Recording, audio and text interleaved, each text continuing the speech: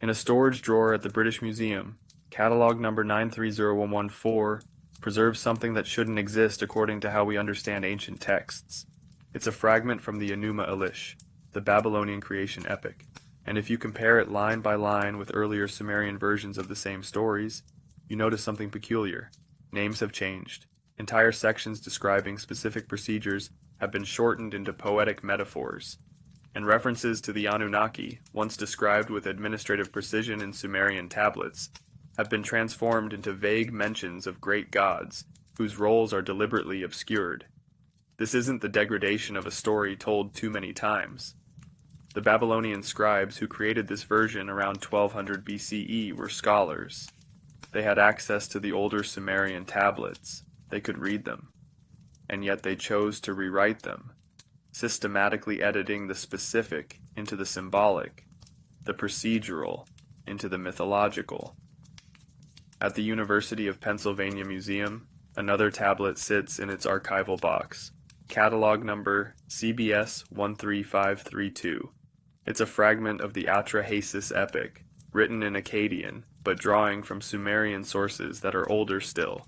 This tablet describes the Anunnaki in a different light, not as distant cosmic entities, but as an assembly that made decisions, assigned tasks, organized labor, and transferred authority through specific mechanisms.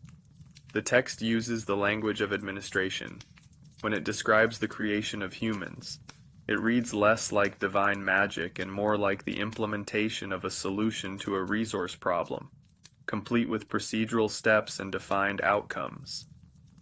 Place these tablets side by side with their later Babylonian counterparts, and a pattern emerges. Something was being translated, yes, but in translation, essential details were being smoothed away. The specificity of the older texts, the explicit descriptions of how knowledge was transferred, how authority was conveyed, how civilization was structured, becomes increasingly poetic, increasingly distant, increasingly mythological as centuries pass. This is not accidental decay. When you examine the archaeological evidence from sites like Nippur and Eridu, you find that the scribes who did this rewriting were trained professionals working in institutional settings, with full access to source materials. They weren't forgetting, they were editing. The question isn't whether information was lost between Sumerian and Babylonian cultures. The question is whether some of it was deliberately obscured. If you're listening to this from somewhere quiet tonight, and if you'd like, leave a comment sharing where in the world you're hearing these words, then settle in. Because what the oldest Sumerian tablets describe, before later cultures softened and reshaped their content, is something that doesn't quite fit our assumptions about ancient mythology. They describe a blueprint, a systematic structure for establishing and transferring civilization itself. And if you read carefully, if you compare the texts across centuries, you can still see its outline beneath the layers of reinterpretation. The Anunnaki, in the earliest Sumerian sources, are not incomprehensible gods. They are described with roles, functions, councils, and procedures. And then, in later versions, that clarity vanishes. Let's begin with what the texts actually say. When kingship descended from heaven, the Sumerian king list is one of the most studied documents in ancient Near Eastern archaeology, and for good reason. Multiple versions exist, the most complete being the Weld-Blundell Prism, catalog WB 444, housed at the Ashmolean Museum in Oxford. Another significant version, WB 62, also from the Ashmolean, provides variant details. The text states that kingship, the organized structure of civilization, descended. The Sumerian word Nam Lugal means kingship, but carries connotations of authorized rulership, legitimate governance, the structure itself rather than merely individual kings. And this structure, according to the text, came from An, the heavens, and was placed in specific locations on earth. Eridu is listed first, then Bad Tibira, then Larak, Sippar, and Shurupak. 5 cities before the flood, each receiving kingship for specific durations. The text treats these cities as documented historical locations. not mythical places. And archaeology confirms they were real. Excavations have uncovered the ruins of Eridu, identified Bad Tabira's location, found evidence of Shuruppak. These weren't invented story settings. They were actual urban centers in southern Mesopotamia during the 4th and 3rd millennia BCE. But here's what makes the king list genuinely strange: the numbers. Before the flood, the text records 8 kings who ruled for a combined total of 241,200 years in the WB 444 version. The WB 62 version lists 10 kings ruling for 456,000 years. These aren't normal human lifespans, and scholars have proposed numerous explanations: that the years are symbolic, that the counting system was different, that later scribes misunderstood the original time units, that the numbers represent dynasties rather than individuals. All reasonable theories. Except the Sumerians themselves don't indicate confusion. They present these numbers alongside the post-flood kings, whose reign lengths are far more realistic, 20 to 30 years in most cases.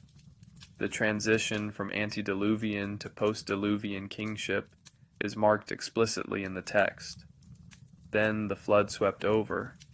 Notice the language. Kingship descended from heaven a second time after the flood. Not that it was rebuilt, reinvented, or rediscovered by survivors. It descended again. The structure was restored. From the Sumerian perspective, they aren't describing the gradual evolution of government. They're documenting the re-establishment of something that had existed before, was interrupted by catastrophe, and then was systematically reinstated. The text provides names for these antediluvian kings.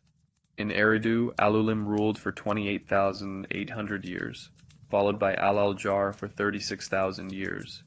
In Bad Tabira, 3 kings, and Menluana, and Mengalana, and Dumuzi the shepherd. In Larak, 1 king named Ensipadzidana, in Sipar, and Medurana, and in Shuruppak, Ubaratutu, whose son was Ziusudra, the Sumerian equivalent of Noah, the flood survivor. These names aren't arbitrary. They follow Sumerian naming conventions. They include royal titles and divine associations typical of Mesopotamian kingship, and crucially, they connect to other texts in the Sumerian corpus. Ziusudra appears in the Eridu Genesis as the man who builds the boat and survives the flood. Dumuzi appears throughout Sumerian mythology as a shepherd king and consort of the goddess Inanna. These antediluvian figures aren't isolated to the king list. They're woven into a larger textual network that treats them as historical. Mainstream interpretation, quite reasonably, views this as mythological genealogy, ancient cultures creating legendary ancestors to provide legitimacy to current rulers, much like how other civilizations invented divine or semi-divine founders. The extraordinary lifespans mark these figures as belonging to a different age, a time when the world operated under different rules, before human life took its current form. But from within the Sumerian perspective, something else is being communicated. The texts describe a system. Kingship has a source, heaven. It has a transmission method, descent or lowering. It has designated locations, specific cities. It has authorized holders, named individuals. And it has continuity across catastrophe. It can be interrupted by flood and then reestablished. This is the language of inheritance, not invention. The Sumerians are positioning themselves not as the creators of civilization, but as its receivers. They are documenting how it came to them, how it was structured when they received it, how it was lost, and how it was restored. And this pattern, this framing of knowledge as something transferred rather than developed, appears consistently across Sumerian texts. It's not limited to kingship. It extends to every aspect of civilized life. Writing, agriculture, law, medicine, astronomy, mathematics, architecture, metallurgy. The Sumerians describe these as gifts, teachings, divine powers or decrees that were bestowed, not discoveries they made through gradual experimentation. The earliest excavation reports from Eridu describe this phenomenon archaeologically. When Fuad Safar and Seton Lloyd dug beneath the Ur-3 period ziggurat between 1946 and 1949, they found something unexpected. Layer after layer of temples, 17 in total, each built directly on top of the previous one, stretching back to the Ubaid period around 5000 BCE. The temples increased in size and sophistication as they ascended through time, but the basic floor plan, the architectural blueprint, remained consistent. This suggests continuity of purpose and design over millennia. Each generation of builders knew what the temple was supposed to look like, how it should be oriented, where the altar should stand, how the rooms should be arranged. They weren't experimenting with different designs. They were preserving a pattern. The Sumerian king list doesn't exist in isolation. It's part of a broader textual tradition that presents civilization as organized, systematic, and above all, transferred from those who possessed it to those who would maintain it. The Anunnaki appear in these texts not as abstract cosmic forces, but as the assembly responsible for this organization. The king list doesn't name them explicitly in most sections, but other contemporary texts do. In the Eridu Genesis, preserved on tablet CBS 10673 at the Penn Museum, the creation of the first cities is attributed to the Anunnaki. The text describes Nintur, the goddess who fashions humanity, and Enki, the god of wisdom and fresh water, working in concert with the Anunnaki assembly to establish the conditions for civilization. Cities are founded, humanity is given tasks, the structure of pre-flood society is set in place. Then comes the flood decision. The text is fragmentary here, but what survives indicates that Enlil, chief of the Anunnaki, determines to send the flood, while Enki warns Ziusudra to build a boat. After the flood, the text describes the re-establishment of the same structure, cities, kingship, civilization, as though following a known template. This is not creation ex nihilo. This is implementation of a design. And the texts are recording that implementation as procedural fact, not poetic invention. When later Babylonian scribes inherited these Sumerian narratives, they made changes. In the Atrahasis epic, which draws from these older Sumerian sources, the flood narrative is expanded, but the systematic nature of pre-flood civilization is de-emphasized. The focus shifts to the relationship between gods and humans, the noise that disturbs Enlil, the labor and rebellion. The procedural elements become story elements. The administrative language becomes theological language. By the time we reach the Enuma Elish, the Babylonian creation epic recorded on tablets in the British Museum from the first millennium BCE, the Sumerian blueprint is nearly invisible. The Anunnaki are mentioned, but as a collective that acclaims Marduk as supreme. The specificity is gone. The detailed structure of how civilization was established, transmitted, and organized has been transformed into a mythological narrative about Marduk's rise to power through defeating Tiamat. This is textual evolution, certainly. Languages change, cultures adapt stories to their own political needs, and the Babylonians were creating a narrative that elevated their patron god Marduk above the older Sumerian deities. But when you place the texts side by side, Sumerian king list next to Babylonian chronicles, Eridu Genesis next to Enuma Elish, early Anunnaki references next to later ones, the pattern is clear. Something specific became general. Something procedural became mythological. Something that described a system became a story about gods. The question isn't whether this happened. The textual evidence makes it undeniable. The question is why. Was it natural cultural drift, or was something being deliberately reshaped? And if the Sumerians were documenting a received blueprint for civilization, if kingship truly descended rather than evolved, then what, exactly, were they receiving? And from whom? The texts give an answer. But it's an answer that doesn't fit comfortably into modern assumptions about how ancient peoples understood their world. The 17 layers of Eridu. When Fuad Safar descended the excavation shaft at Tel Abu Shahrain in 1946, he was searching for the bottom of Eridu, the city the Sumerians called the first city. the place where kingship first descended from heaven.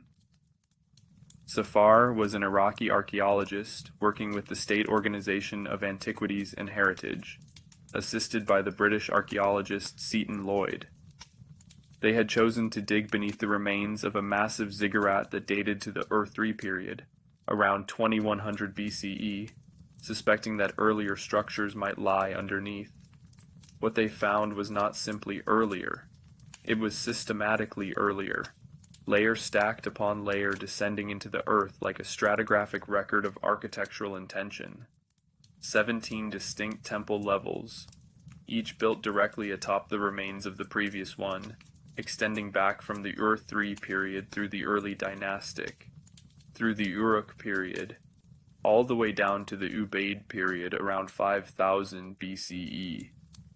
Over 3,000 years of continuous temple construction at the exact same location, each generation burying the old temple with clean fill and building the new temple on top of it, following the same orientation, the same basic plan, the same sacred geography.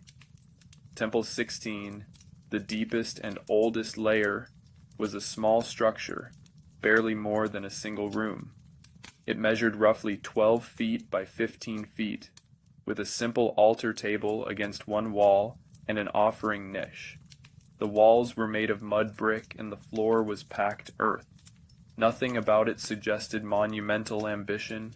It was humble, functional, built by people who had recently transitioned from village life to something slightly more organized. But here's what's remarkable. Even in this earliest, simplest version, the architectural elements were already in place. The entrance orientation, the position of the altar relative to the door, the location of the offering platform. These weren't innovations of Temple 16, they were already part of the design. Temple 15, built on top of Sextascent after its ritual burial, was larger.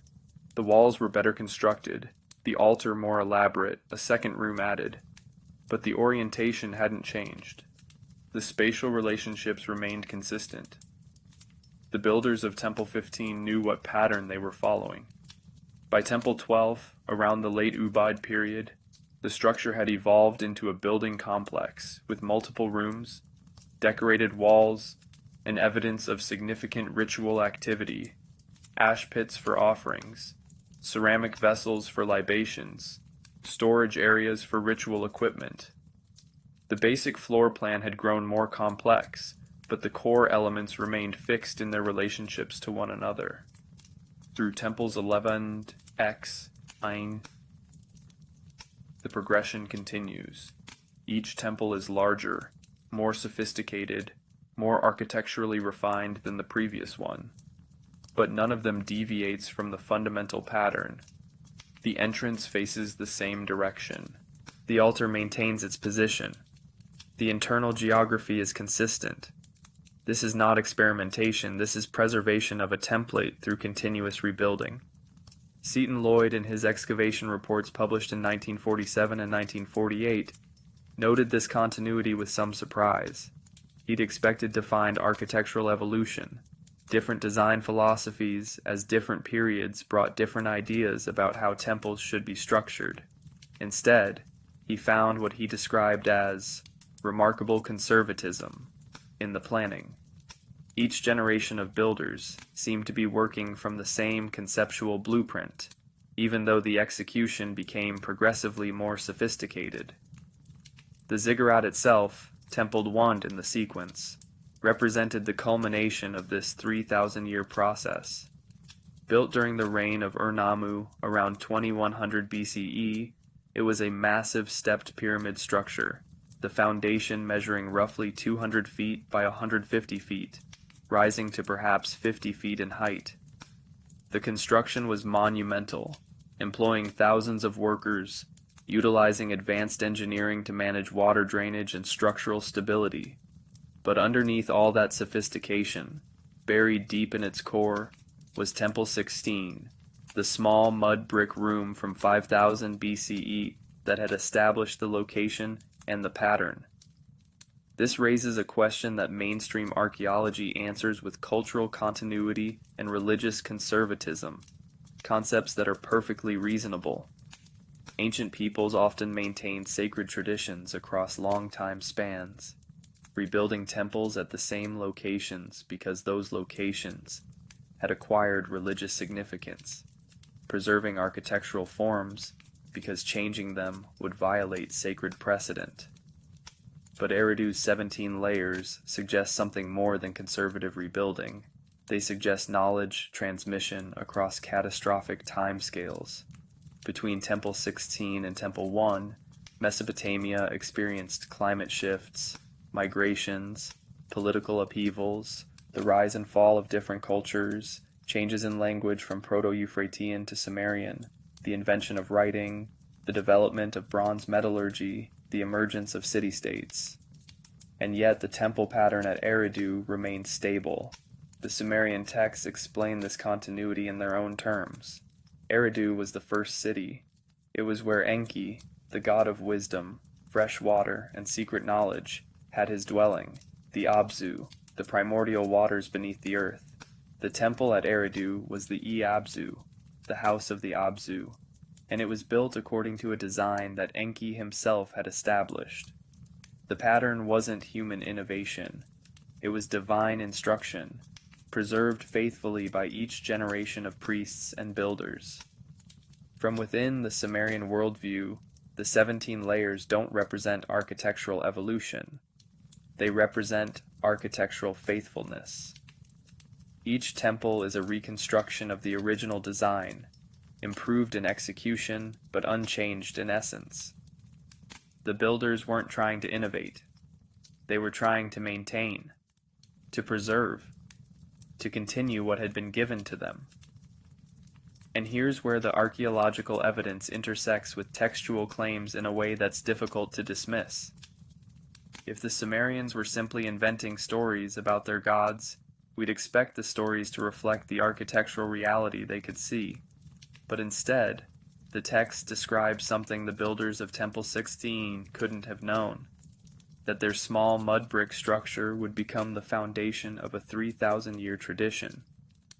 The texts describe Eridu as the first city before archaeology confirmed that it was indeed among the earliest settled sites in southern Mesopotamia. The texts describe kingship descending to Eridu before excavations revealed the unusual architectural continuity that suggests institutional memory across millennia. The Eridu Genesis, the Sumerian composition preserved on CBS 10673, describes the founding of the first cities in a specific sequence, Eridu first, then others. Archaeological surveys of southern Mesopotamia confirm that Eridu was among the earliest Ubaid period sites, predating other major centers. The text wasn't working backward from known history. It was transmitting a claim that turned out to align with physical evidence. Other sites in Mesopotamia don't show this same pattern. When archaeologists excavated Uruk, they found temples rebuilt over time, but with significant design variations. The Iana district temples changed floor plans, changed orientations, experimented with different architectural forms as different cultural groups influenced the city. That's the pattern you'd expect: evolution, adaptation, innovation. Eridu is different. Eridu is conservative to the point of obsession, and the Sumerian texts explain why.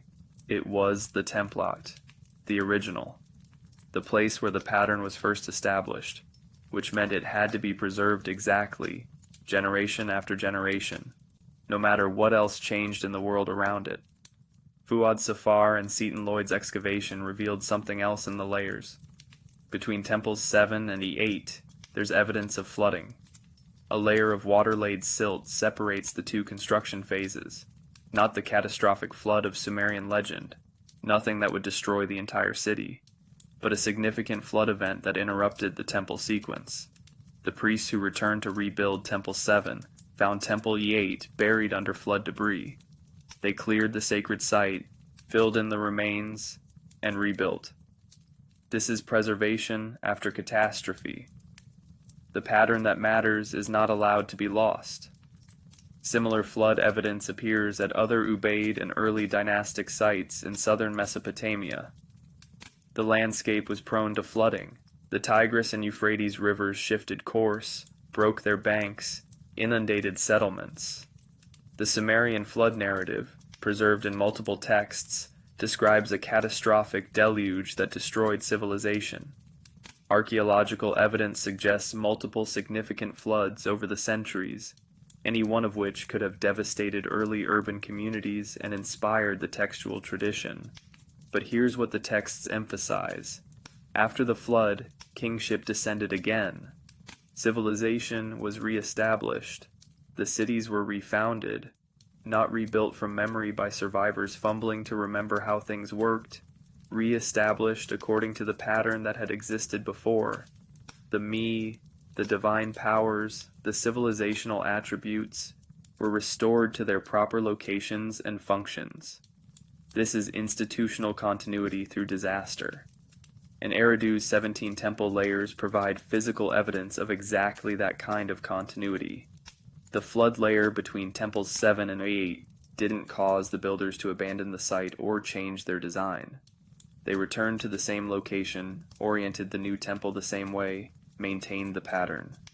The deeper you go into Eridu's stratigraphy, the more the Sumerian textual claims begin to read like documentation rather than mythology. They describe a system. Knowledge is preserved through institutional structures, temples, priesthoods, kingship, transmitted through teaching and copying, scribal schools, apprenticeships, and maintained across generations through ritual rebuilding, temple renovation ceremonies, foundation deposits. And at the center of this system, according to the texts, are the Anunnaki. Not as distant gods who occasionally intervene in human affairs, but as the establishers of the pattern, the assembly that determined how civilization would be structured, where cities would be placed, what functions each location would serve, how knowledge would be transferred and maintained. The texts describe councils, decisions, assignments of responsibility. The Anunnaki are described with administrative language. They decree, they assign, they organize, they authorize. And what they're organizing, according to the Sumerian compositions, is the framework within which human civilization will operate. Eridu's 17 layers suggest that framework was real, that it was followed, that it was preserved with determination across millennia, through floods and climate changes and cultural transitions. The archaeological evidence doesn't prove the texts are literally true, but it demonstrates that the Sumerians were documenting something they believed was worth preserving with extraordinary precision. And when that documentation was later inherited by Babylonian scribes, something changed. The specificity softened. The pattern became less clear. The architectural precision of the early texts gave way to cosmological poetry. The Enuma Elish, the Babylonian creation epic, spends far more time describing Marduk's battle with Tiamat than it does explaining how cities were founded, how civilization was structured, how knowledge was transferred. That shift, from procedural to poetic, from systematic to mythological, is what makes the earlier Sumerian texts so valuable. They preserve something that later cultures decided to reshape. And if you want to understand what the Anunnaki originally represented, before Babylonian theology transformed them into the divine chorus that acclaimed Marduk, you have to go back to those earlier texts. You have to descend through the layers, like Safar descending into Eridu's temple sequence, until you reach the oldest strata where the pattern is clearest. And there, in those oldest texts, the Anunnaki are described not as incomprehensible cosmic forces, but as the architects of a blueprint, a system for establishing and maintaining civilization, a structure that could survive catastrophe because it was explicitly designed to be transmitted, preserved, and rebuilt when necessary.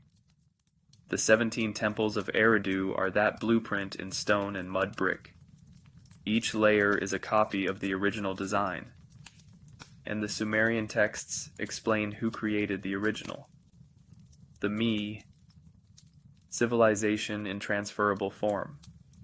In Sumerian, the word me is deceptively simple, two cuneiform signs, but its meaning encompasses something that has no precise equivalent in modern languages. None of these translations capture the full concept. The me are described in Sumerian texts as tangible objects that can be held, transferred, stolen, and possessed, and yet they're simultaneously abstract principles that define how civilization functions. The most detailed description of the me comes from a composition known as Inanna and Enki, preserved on multiple tablets across several museums. The story is straightforward in its plot. Inanna, the goddess of war, love, and political power, travels to Eridu to visit her father Enki, the god of wisdom who dwells in the Abzu. Enki, pleased to see his daughter, offers her food and drink. They feast together. Enki becomes drunk, and in his intoxicated state he gives Inanna the me, over 100 of them, by some counts, though different versions of the text list different numbers.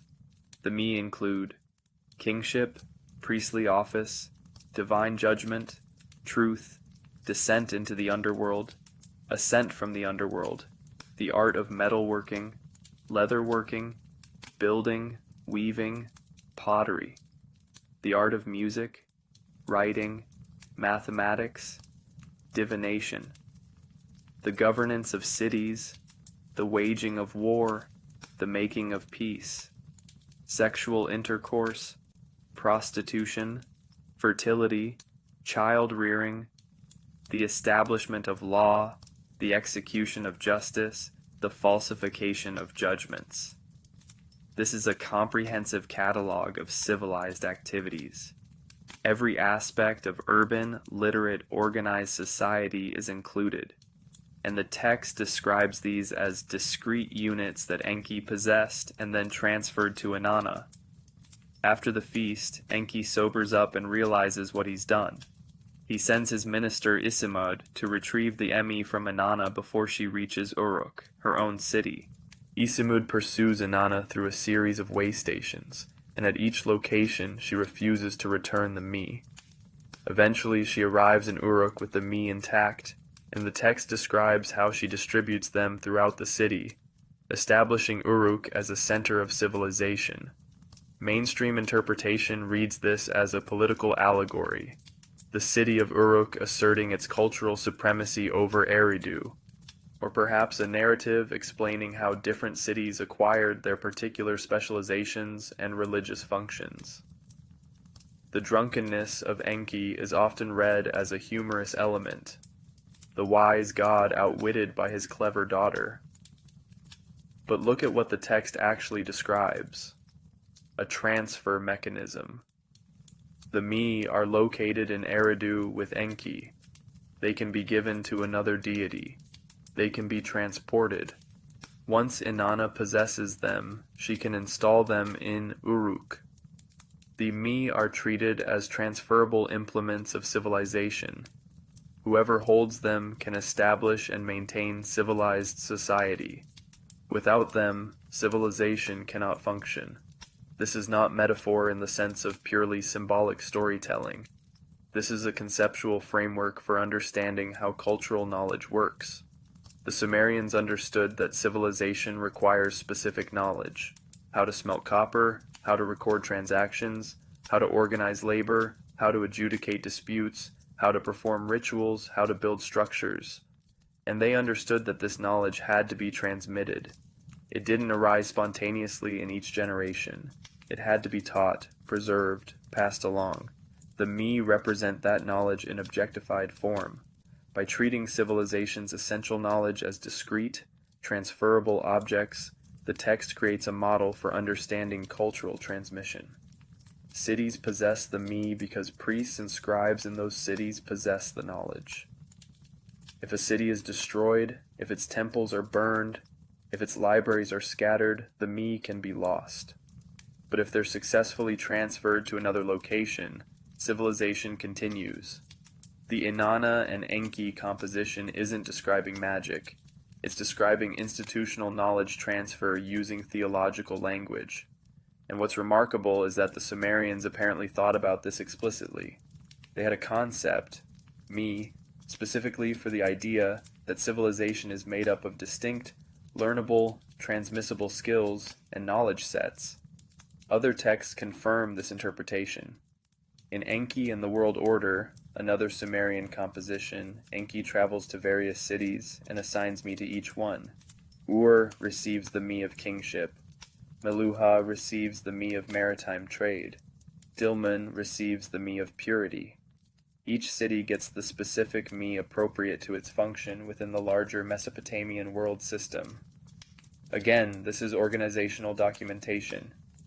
Enki isn't performing miracles. He's establishing a structure where different cities specialize in different functions, and each possesses the knowledge necessary to fulfill its role.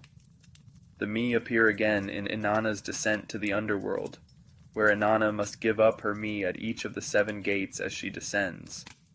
In the exaltation of Inanna, the goddess reclaims me that had been taken from her. In administrative texts from the city of Lagash, priests record the me associated with particular temples. The concept permeates Sumerian religious and administrative literature, and here's what's crucial for understanding the blueprint that later cultures obscured. The me provide a systematic account of what civilization consists of and how it can be transferred intact.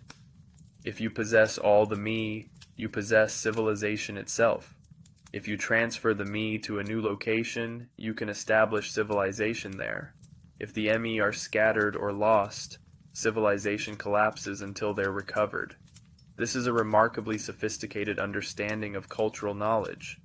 The Sumerians weren't thinking of civilization as a vague condition of being advanced or cultured. They were thinking of it as a specific set of technologies, practices, legal structures, and organizational principles that could be cataloged, taught, and transmitted. The Anunnaki, in multiple texts, are described as the original possessors of the me. In creation accounts, the Anunnaki assembly determines which me will be assigned to humanity and which will remain with the gods.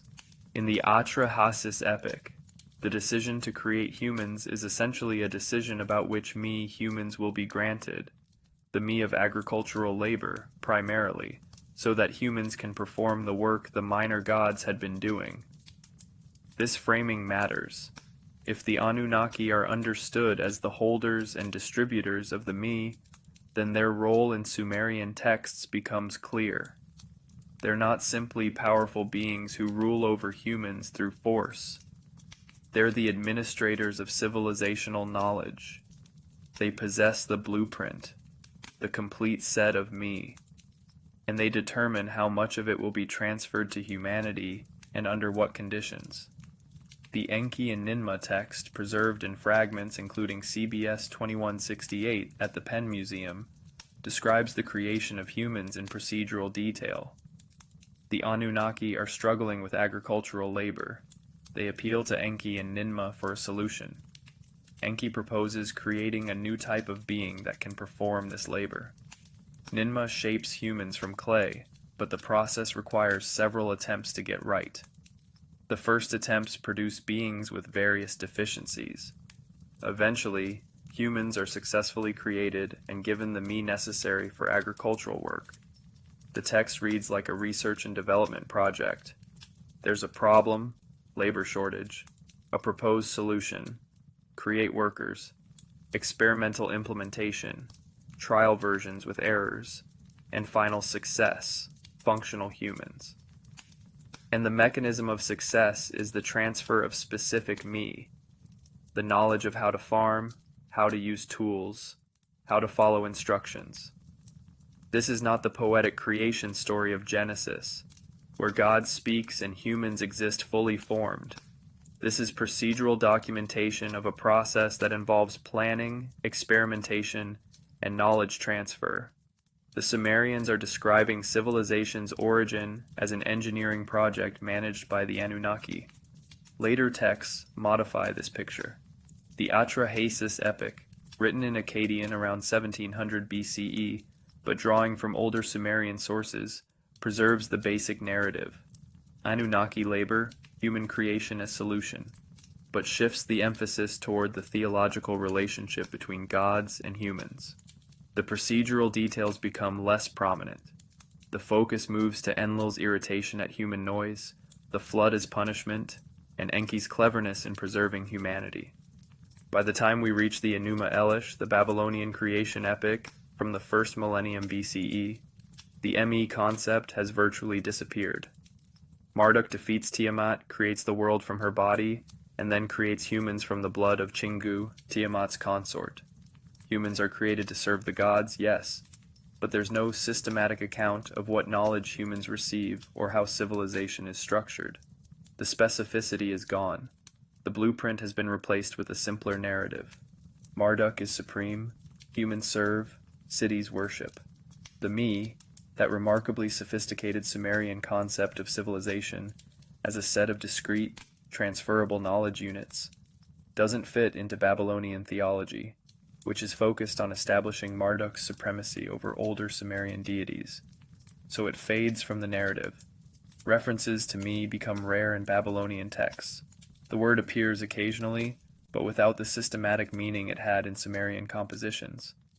This is the first major loss in the transmission from Sumerian to Babylonian culture. The concept that civilization is something that can be cataloged, transferred, and reinstalled, the idea that knowledge itself is the core of civilized life rather than merely technological tools or political structures. This concept is obscured, and with it, the role of the Anunnaki becomes less clear. If the me are no longer central to how civilization is understood, then the Anunnaki's function as distributors and administrators of the me becomes irrelevant. They become, instead, simply the great gods, a collective of powerful divine beings without specific administrative functions. This transformation is visible in the tablets themselves. Compare a Sumerian text that mentions me with its later Babylonian adaptation, and you'll see specific references to knowledge transfer replaced with general references to divine will. The procedural becomes theological. The systematic becomes mythological. But in the oldest Sumerian texts, before this transformation, the me provide the clearest evidence that the Sumerians understood civilization as something that had been given to them according to a plan. They inherited a blueprint. The me were that blueprint in conceptual form, a catalog of everything civilization requires, organized for transmission and preservation. Enki, as the keeper of the me in the Abzu at Eridu, was the guardian of this knowledge. The Anunnaki assembly determined how the me would be distributed. Humans received the me necessary for their functions. And cities like Uruk could acquire additional me through religious and political means, expanding their civilizational capacity. This is institutional memory encoded in theological language. The Sumerians knew that their civilization depended on preserved knowledge. They knew that knowledge could be lost. They knew it had to be actively transmitted to each generation, and they created texts, like Inanna and Enki, that explicitly described this transmission process, using the most important cultural framework they had, stories about their gods. The me are the blueprint, and the texts that describe them most clearly are the earliest Sumerian compositions, before later cultures decided that such systematic descriptions were less valuable than dramatic narratives of divine combat and cosmic order. What was lost in that transition? A detailed account of how the Sumerians understood the structure of civilization itself, what knowledge is essential, how it should be organized, how it can be transferred, how it should be preserved. The later texts retain the general idea that gods gave human civilization, but the specifics, the catalog, the mechanisms, the systematic framework disappear into poetic vagueness. And the Anunnaki, no longer described as administrators of the me, become increasingly distant, increasingly mythological, increasingly difficult to understand in any but the most general theological terms. The blueprint was there in the earliest texts, and then, gradually, it was edited into invisibility. When the Anunnaki convened the Atrahasis epic, preserved on tablet CBS 13532 at the University of Pennsylvania Museum, among other fragments, opens with a scene that modern readers typically interpret as mythological cosmology, but which, examined closely, reads more like organizational documentation. This is not creation from nothing. This is pre-existing gods performing labor, specifically agricultural and irrigation labor. The text describes digging canals, dredging riverbanks, carrying baskets of earth, building waterworks, hard physical work. And the gods performing this labor are described as the lesser Anunnaki, while the great Anunnaki, Anu, Enlil, and Enki primarily, supervise and organize but do not themselves labor. The structure described is hierarchical and administrative. The great Anunnaki assign tasks. The lesser Anunnaki execute those tasks. This continues for 40 years according to the text until the lesser Anunnaki rebel. They burn their tools, surround Enlil's house at night, and demand relief from the labor. Enlil is disturbed by this rebellion and calls a council. The text is explicit. Let them summon the assembly, let all the gods come. This is procedural language. An assembly is convened. The gods participate in discussion. The problem is presented formally. Anu, the sky god, speaks. Why have you decreed war? This is acknowledgement that the complaint has merit. The great Anunnaki recognize that the labor burden is unsustainable. Enlil initially resists. He suggests punishing the rebellion's leader, but Enki proposes an alternative solution. Create a new category of worker who can bear the labor burden. While Nintu, the birth goddess, is present, let her create man. Let him bear the yoke. The assembly discusses this proposal. Nintu, also called Ninma or Belet Eli in different texts, asks how she should accomplish this creation. Enki provides instructions. Kill a god, specifically a god who has rationality. Mix his flesh and blood with clay, and from this mixture fashion human beings. The rationality of the sacrificed god will allow humans to be intelligent enough to understand and perform labor, while the clay component will make them mortal and controllable. The process is carried out.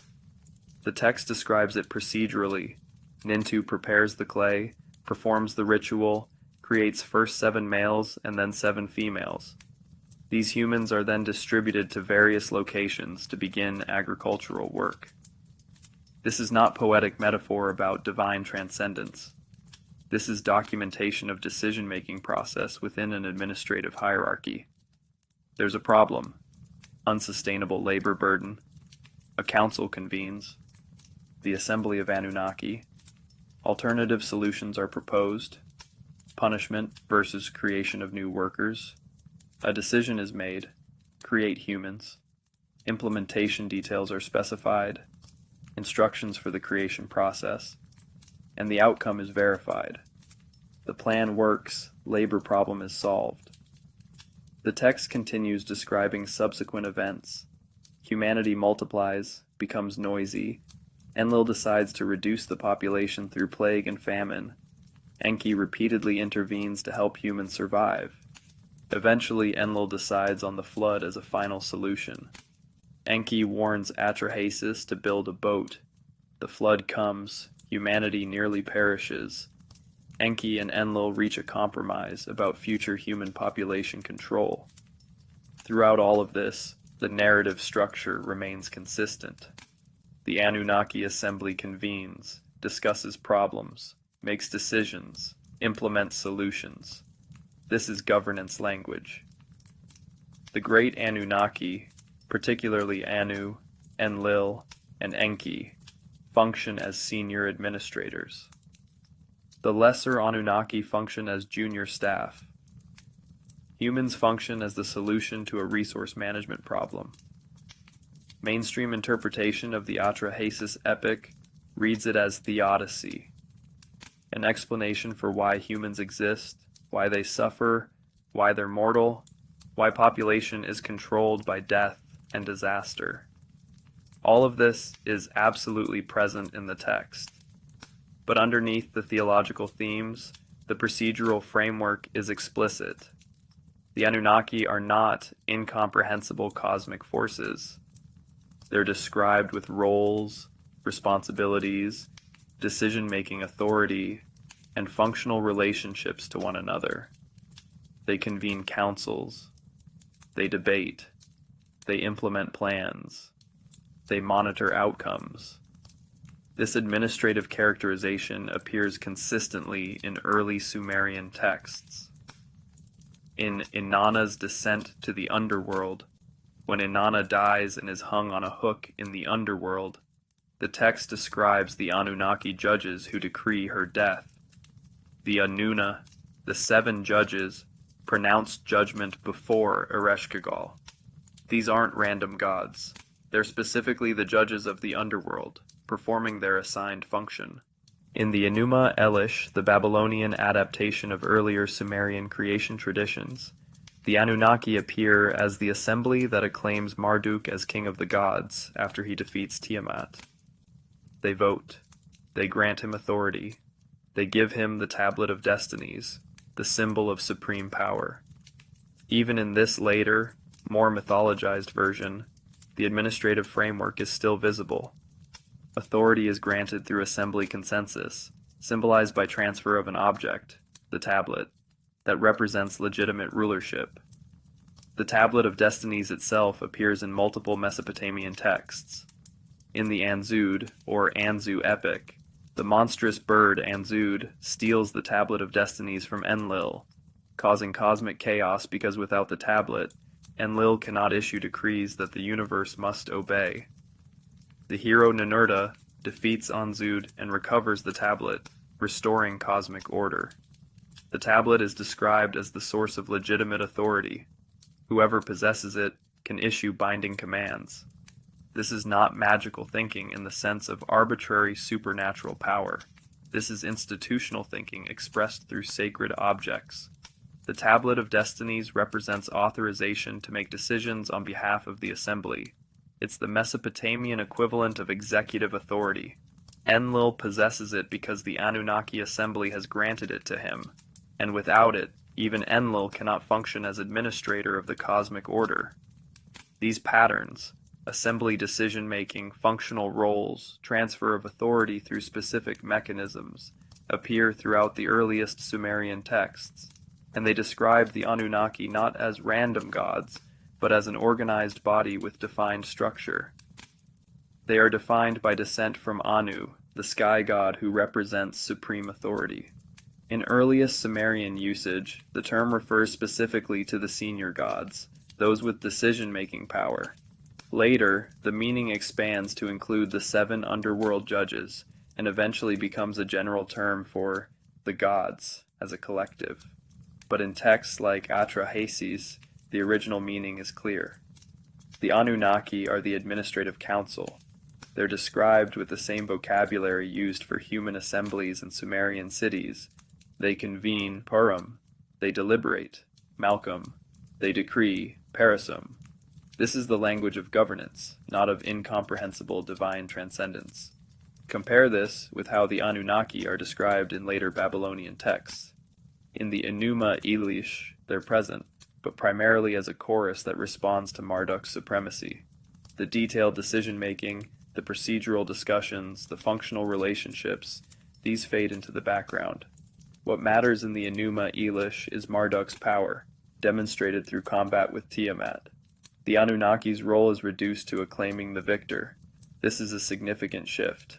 The earlier Sumerian texts describe the Anunnaki as active decision-makers whose deliberations determine cosmic and earthly order. The later Babylonian texts describe them as passive spectators to Marduk's authority. The administrative assembly becomes a divine audience. Why does this matter for understanding what blueprint might have been erased? Because if the Anunnaki in earliest Sumerian texts are described with administrative precision, with councils, procedures, functional roles, decision-making processes, then the Sumerian texts are documenting an organized system. They're describing how civilization was structured, who made decisions, what processes were followed, how authority was transferred. This is institutional documentation using theological language. The Sumerians are explaining how their world was organized by describing the Anunnaki Assembly's decisions. When the texts say the Anunnaki decreed that humans should perform agricultural labor, they're documenting the civilizational structure they inhabited. A society based on agricultural surplus, organized labor, hierarchical administration. When later cultures inherited these texts and transformed the Anunnaki from decision-making councils into vague great gods, they were obscuring the specificity of that institutional documentation. Whether deliberately or through cultural drift, the result is the same. The systematic description of how civilization was structured becomes less visible with each generation of textual transmission. The Atrahasis epic preserves one of the clearest examples of this Anunnaki assembly process, precisely because it was written during the Old Babylonian period, when Akkadian scribes still had direct access to Sumerian originals and were translating them faithfully. By the first millennium BCE, when the Enuma Elish was composed, that direct access had faded. The later scribes were working from Babylonian traditions that had already reinterpreted the Sumerian material through several centuries of cultural change. In the Sumerian debate between bird and fish, one of the contestants appeals to the Anunnaki assembly for judgment. In the cursing of Agadi, the Anunnaki withdraw their support from the city, causing its collapse. In Gilgamesh and Huwawa, Gilgamesh seeks permission from the Anunnaki before undertaking his expedition. The pattern repeats. The Anunnaki are the authorizing body, the decision-making assembly, the administrators of cosmic and earthly order. And their decisions aren't arbitrary. The texts describe reasoning, debate, consideration of alternatives, and implementation of solutions. This is rational governance, not whimsical divine intervention, which raises an uncomfortable question for standard mythology interpretation. If the Sumerians were simply inventing stories about gods to explain their world, why would they describe those gods using the vocabulary and procedures of human administration? Why not describe them as more transcendent, more mysterious, more incomprehensible? One answer is that ancient peoples projected human social structures onto their understanding of divine reality, a standard anthropological explanation. Humans know assemblies and councils, so they imagine gods operating the same way. But there's another possibility that the texts themselves suggest. The Sumerians were documenting an inherited institutional structure. They described the Anunnaki as an administrative assembly because the system of civilization they received was organized as an administrative hierarchy, and the texts were explaining where that organization came from. From within the Sumerian worldview, civilization didn't evolve gradually through human trial and error. It was instituted according to a plan, determined by the Anunnaki assembly, and implemented through the ME, the transferable knowledge units, that the Anunnaki distributed to humanity and to specific cities. This is a comprehensive account of how systematic civilization comes into existence, not through random innovation, but through organized planning and knowledge transfer. And that account, with all its administrative specificity, is clearest in the earliest Sumerian texts. By the time Babylonian scribes finished adapting these stories, the Anunnaki had transformed from administrators into mythological figures. The assembly became background, the procedures became poetry, and the blueprint, the systematic account of how civilization was organized and who organized it, receded into theological vagueness. But in texts like Atrahasis, written when the Sumerian originals were still being actively copied and studied, the blueprint is still visible. The Anunnaki convene. They deliberate. They decide. They implement. And civilization is the result of their decisions, preserved in texts that read less like mythology and more like organizational records of an inherited system. Hilprecht's title reflects the standard interpretive frame. This is a creation myth, metaphorical storytelling about divine origins, comparable to Genesis or other ancient cosmogonies. But read the text without that interpretive frame, and something different emerges. The composition begins with the situation already described in the Atrahasis epic. The Anunnaki are performing agricultural labor. The work is difficult, and there's widespread complaint. Ninma, the mother goddess, also called Nintur, or Belet Ili, proposes creating human beings to relieve the god's burden. Enki agrees and provides instructions. Here's what's notable. The instructions are specific. Ninma is told to take clay from the Abzu, the fresh waters beneath the earth over which Enki has authority. She's told to mix it with the flesh and blood of a slain god to provide the new creatures with intelligence. She's told to fashion the clay in a particular way and to speak specific incantations during the process. This is step-by-step procedural instruction. The text then describes experimentation. Ninma creates several different forms before settling on the final human design. Each attempt has problems. One creature is too weak to work. Another cannot control its bodily functions. A third is mentally deficient. Enki and Ninma discuss each result, identify what went wrong, and adjust the procedure. Eventually, they succeed in creating functional humans, beings who are intelligent enough to understand instructions, strong enough to perform labor, and mortal enough to be manageable. This is iterative problem solving. The text describes a research and development process, not a perfect divine act. There are failures, there are corrections, there's learning. The gods are working toward a specific outcome, creating a creature that can relieve their labor burden, and they're adjusting their method based on results. After the successful creation, the text shifts to a different episode. Enki and Ninma, apparently drunk from celebrating their success, engage in a contest. Each challenges the other to find a useful role for even the most impaired creatures. Enki creates 6 types of humans with various disabilities.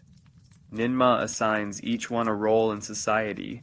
The blind person can be a musician, the person who cannot use their hands can be a servant, and so on.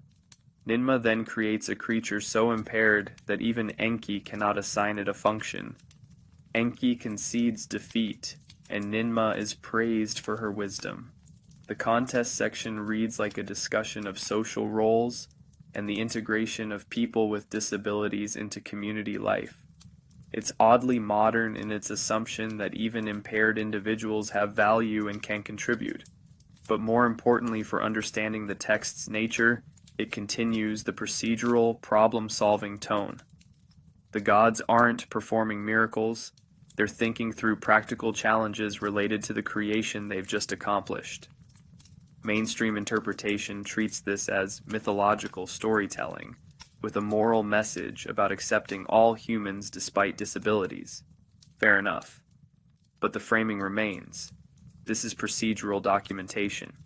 The text describes a process with steps, challenges, solutions, and outcomes. It reads like an ancient technical manual wrapped in theological language. One verse. Divine breath animates dust. No process, no experimentation, no problem solving. It's a poetic statement of divine will, instantly manifested. The Sumerian text is fundamentally different in character. It's describing how creation happened in terms that emphasize the method, the procedure, the steps taken, and challenges encountered. Why would a purely mythological text be structured this way? One possibility. The Sumerians were working from older traditions that had preserved procedural information about something real, and they were transmitting that information in the only cultural framework available to them, stories about gods. From within their worldview, advanced knowledge came from the Anunnaki. If the text preserves knowledge about how to create something, then naturally it would be framed as describing what the Anunnaki did. This doesn't mean the text is literally describing genetic engineering by ancient astronauts, the Zecharia Sitchin interpretation that academic scholars rightly dismiss as unsupported by evidence. but it might mean the text is preserving knowledge about biological processes, heredity, breeding, or the relationship between environment and development, knowledge encoded in the only vocabulary available, clay and divine essence, physical substance and animating spirit. The Atrahasis epic provides even more procedural detail. After humans are created, the text describes population dynamics. 1,200 years had not yet passed when the land extended and the peoples multiplied. The land was bellowing like a bull. The god got disturbed with their uproar. This is demographic documentation. Population grows. Density increases. Resource pressure develops. The Anunnaki respond by limiting population through plague and famine, which temporarily reduce numbers, but don't solve the underlying problem. Eventually, Enlil decides on a more permanent solution, the flood.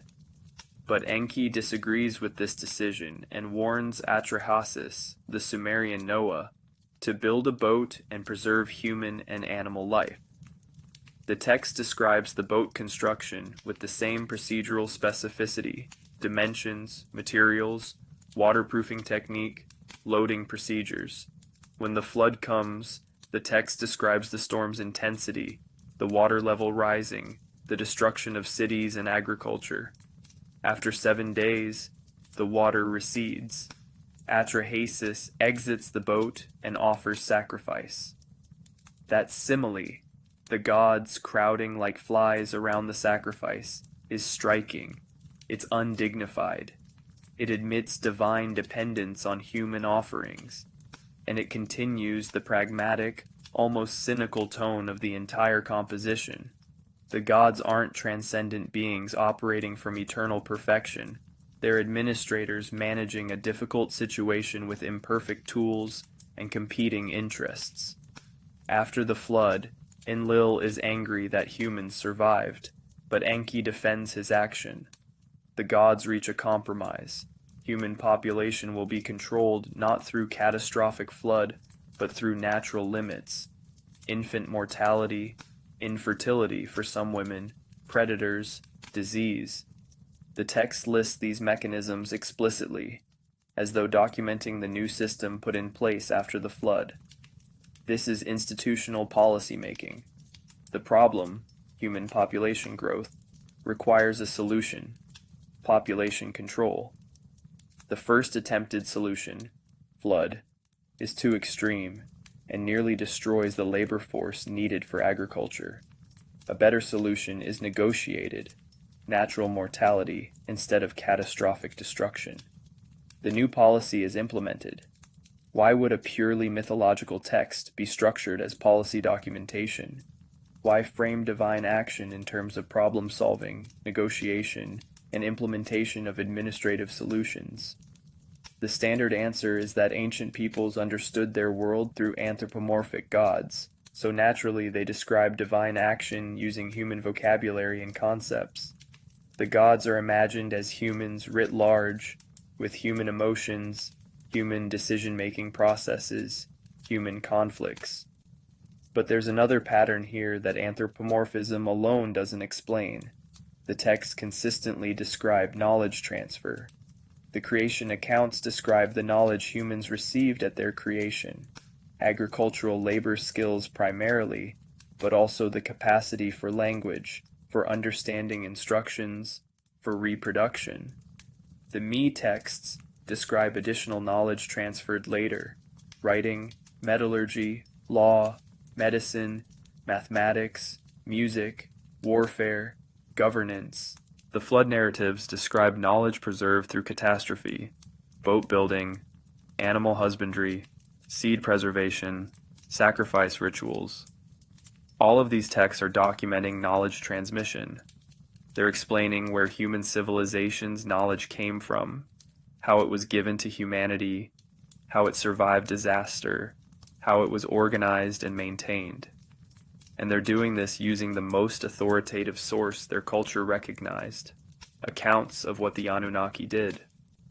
From within the Sumerian worldview, this is historical documentation. They're recording real events. Events involving the gods, yes, but events nonetheless. The gods are part of their historical reality, so histories naturally include divine action. But the Sumerians weren't writing mythology. They were writing what they understood to be true accounts of how their world came to be as it was. When Babylonian scribes inherited these texts several centuries later, they maintained the basic narratives but shifted the emphasis. The procedural elements became less prominent. The knowledge transfer aspects faded. The focus moved to theological questions. Why do humans suffer? Why do we die? What is our relationship to the gods? These are important questions, and the Babylonian versions address them powerfully. But something is lost in that theological refocusing. The specific procedural knowledge transfer content of the earlier Sumerian texts becomes less visible. The blueprint, the detailed account of how civilization was structured and what knowledge it required, recedes behind more abstract religious concerns. This is particularly clear in the Enuma Elish, the Babylonian creation epic that represents the final stage of this textual evolution. The Enuma Elish is a magnificent piece of literature, theologically sophisticated, politically astute in its elevation of Marduk, but it contains almost none of the procedural specificity of the Sumerian creation texts. Humans are created, yes, from the blood of Chingu, whom Marduk slays after defeating Tiamat. But there's no description of process, no experimentation, no discussion of what knowledge humans receive, or how they're equipped for civilized life. They're simply created to serve the gods, to build temples and provide offerings. The why is explained, divine service. But the how is absent. The me are barely mentioned. The Anunnaki appear primarily to acclaim Marduk. The systematic account of civilization's structure, so prominent in Sumerian texts, has been replaced with a cosmological drama about Marduk's rise to supremacy. This is the transformation that matters. Not that the stories changed, of course stories change as they're retold across cultures, but that the type of information the stories contained changed. Procedural became poetic. Systematic became mythological. Knowledge-focused became theology-focused. And if you wanted to understand how civilization was originally structured, how knowledge was transferred, what the Anunnaki's actual roles were in that process, if you wanted access to the blueprint, you'd have to go back to the earlier Sumerian texts before this transformation occurred. Those texts are still there, in museums and collections around the world. CBS 2168 and CBS 13532 at Penn, WB 444 at the Ashmolean, tablets at the British Museum, the Louvre, the Istanbul Archaeological Museum. The blueprint wasn't destroyed, but it was progressively obscured under layers of reinterpretation until most readers could no longer see the procedural documentation underneath the theological narrative. The creation accounts weren't metaphors for divine transcendence. They were accounts, however filtered through cultural assumptions and theological language, of how humans came to possess the knowledge civilization requires, and they described that acquisition in procedural terms that don't quite fit the category of pure mythology. Something was being preserved in these texts, something specific enough to describe steps, challenges, solutions, and outcomes. Whether that something was literal genetic engineering or symbolic encoding of agricultural breeding knowledge, or simply an ancient people's best attempt to understand where their civilization came from. The texts themselves insist they're documenting actual processes, not inventing poetic metaphors. And then, gradually, that documentation was edited into something more comfortable for later theological sensibilities. The Tablet of Destinies and Authority Transfer. In the storage rooms of the British Museum, among thousands of cuneiform tablets catalogued during the 19th and early 20th centuries, there exists a collection of fragments relating to the Anzud epic, sometimes spelled Anzu in Akkadian versions.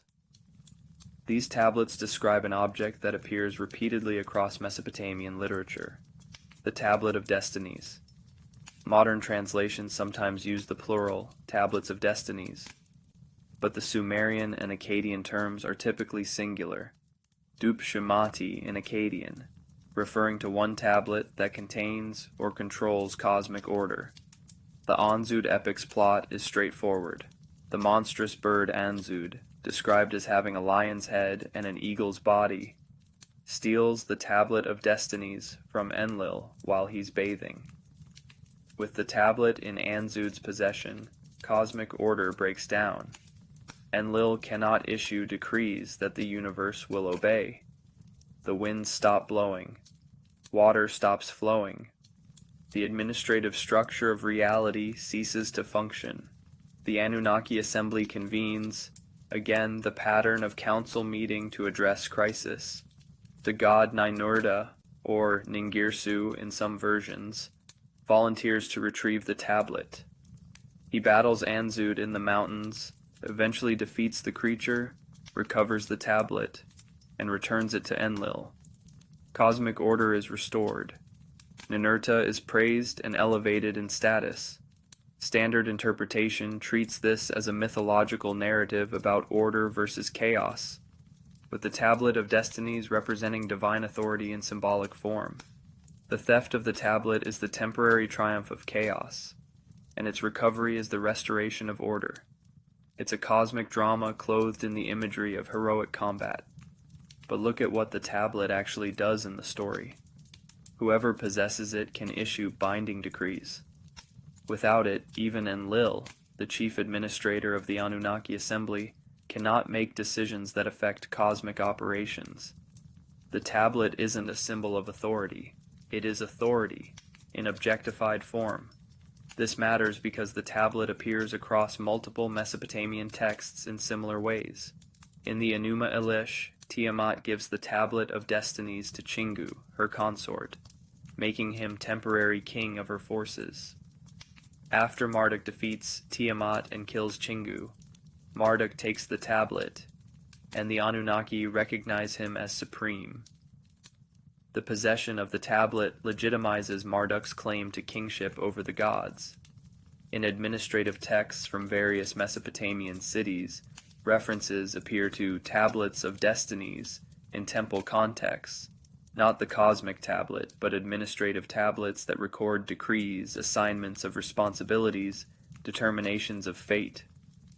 The cosmic tablet of destinies appears to be a mythologized version of an actual administrative practice. Important decisions were recorded on tablets that then served as binding documentation. This suggests something important about how Mesopotamian culture understood authority. Authority wasn't abstract. It was embodied in physical objects: tablets, seals, scepters, crowns. Possessing the proper objects meant possessing legitimate authority. Destroying or stealing those objects meant disrupting legitimate authority. The Emi function the same way.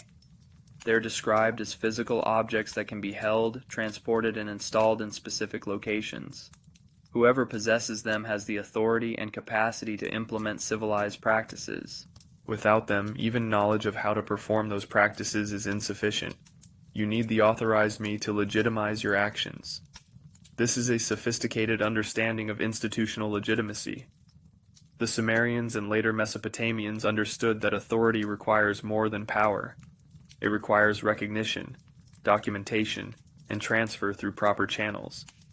The Tablet of Destinies is the ultimate symbol of this. Even the chief of the gods cannot function without the properly authorized instrument of command. In the Lugal Banda and the Anzud bird composition, a different version of the Anzud narrative, the hero Lugal Banda encounters Anzud, here portrayed not as a thief but as a protector of the mountains. Lugal Banda honors Anzud's offspring, and in return, Anzud grants him supernatural speed and endurance. The gift is described as Anzud sharing his divine capacity with Lugal Banda, temporarily transferring some of Anzud's me to the human hero. Again, the pattern, knowledge and capacity are transferable through authorized channels. Anzud can grant abilities to Lugal Banda because Anzud possesses them as me that can be shared. This isn't arbitrary magic. It's described as a contractual exchange. Lugolbanda honors Anzud, Anzud transfers benefits. What all these texts share is an underlying model of authority as something that flows through documented, objectified channels.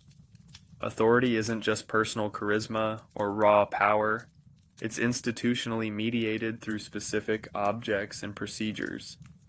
The Tablet of Destinies, the Me, the Royal Seal, the Crown, these aren't merely symbols.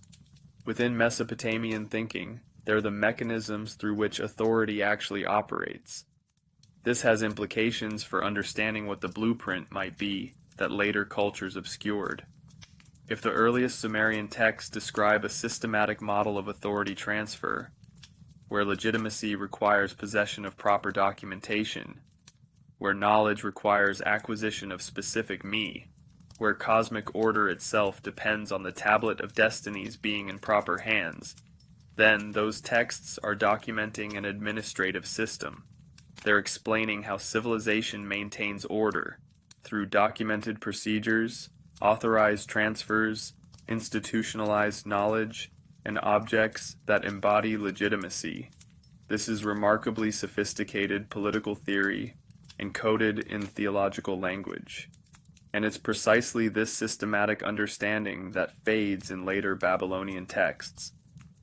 The Tablet of Destinies still appears, but increasingly as a dramatic plot device rather than as documentation of how authority actually works. The procedural understanding that authority must be properly transferred, documented, and legitimized through specific mechanisms becomes less clear. The Enuma Elish uses the tablet primarily to show Marduk's supremacy. Chingu had it, Marduk takes it, therefore Marduk is supreme. The tablet functions to demonstrate Marduk's power, not to explain how authority transfer works systematically. This is the pattern of obscuration. Early texts describe systems, how me are transferred, how the Tablet of Destinies functions, how authority flows through proper channels. Later texts use the same elements but without the systematic explanation. The objects remain, but their institutional function becomes less visible under layers of mythological narrative. If you didn't have access to the earlier Sumerian texts, if all you had were the Babylonian versions, you might conclude that the Tablet of Destinies was simply a magical object that gave its possessor power. You'd miss the underlying concept. That authority in Mesopotamian understanding was institutional, documented, and transferable through specific procedures. This matters for historical understanding because it reveals that the Sumerians had developed sophisticated political and administrative theory. They weren't primitives telling simple stories about powerful gods. They were thinking systematically about how legitimate authority works, how it can be transferred, what happens when it's disrupted, and how it can be restored. And they were documenting this understanding in their texts about the Anunnaki, because in their worldview, the Anunnaki had established the system. The Tablet of Destinies was Enlil's because the Anunnaki assembly had authorized him to hold it. The Emi were distributed by Enki because he possessed them in the Abzu, and was authorized to transfer them. Kingship descended from heaven, because the Anunnaki assembly determined it should, documented that determination, and implemented it through proper administrative channels. This is the blueprint, a comprehensive account of how authority and knowledge are systematically organized, transferred, and maintained through institutional mechanisms. It's preserved most clearly in the earliest Sumerian texts, where procedural details are still explicit. And then, across centuries of transmission and translation, those procedural details blur. The tablet becomes a mysterious object of power. The systematic framework becomes mythological poetry, not all at once, not through malicious editing, but through the natural process of cultural transmission, where each generation emphasizes what matters to them and de-emphasizes what seems less relevant. To the Babylonians, Marduk's supremacy mattered. The systematic account of how authority transfer works didn't matter as much. They already had their own functioning administrative systems, They didn't need ancient theological texts to explain institutional legitimacy. So they preserved the stories but let the procedural elements fade. But those procedural elements are exactly what makes the earliest Sumerian texts so valuable. They're not just mythology, they're documentation of how an ancient civilization understood the mechanisms of legitimate order. And if you want to understand what the Anunnaki originally represented, if you want access to the blueprint before it was obscured, you have to pay attention to those procedural details that later cultures found less important. The Tablet of Destinies is one key to that understanding. It's not magic. It's the Mesopotamian way of thinking about documented, authorized, transferable, legitimate authority. And the texts that explain it most clearly are the texts that later cultures edited into dramatic mythology. Before the flood, what the texts preserve. The tablet, CBS 10673, the Eridu Genesis fragment held at the University of Pennsylvania Museum, is damaged. Portions of the text are missing, broken away at the edges, lost to time or the violence of excavation.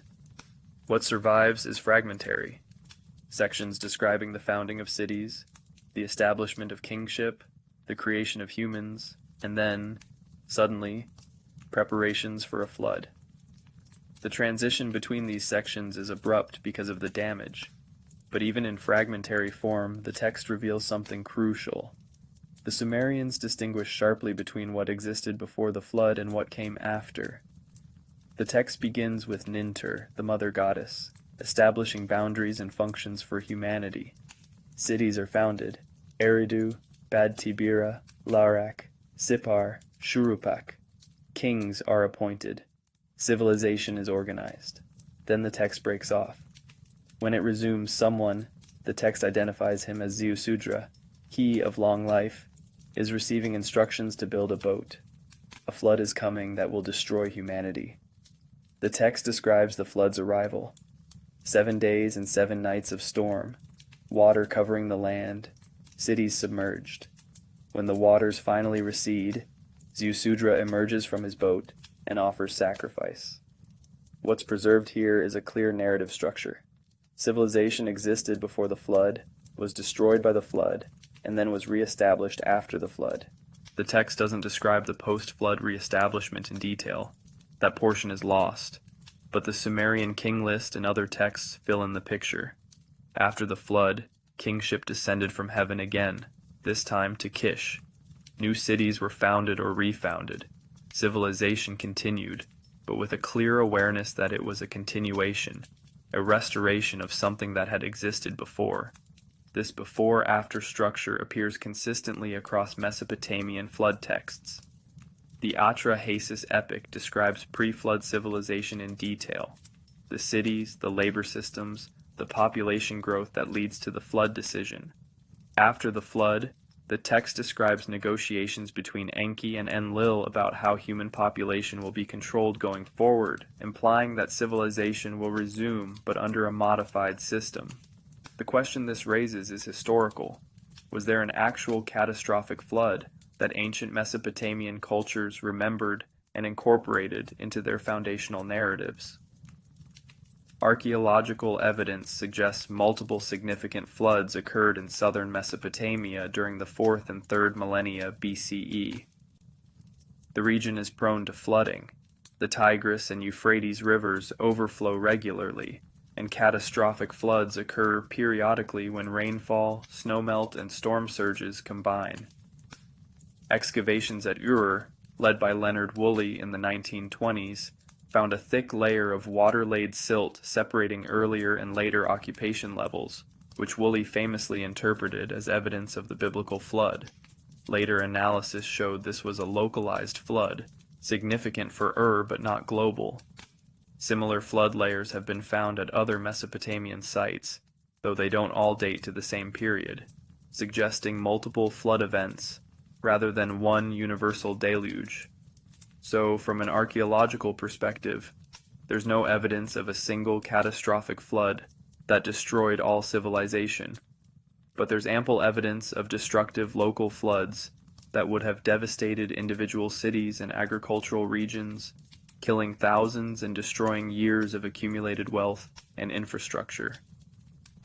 For ancient Mesopotamians living in this flood-prone landscape, the memory of catastrophic floods would have been culturally significant. The texts preserve that memory, but they do more than just remember destruction.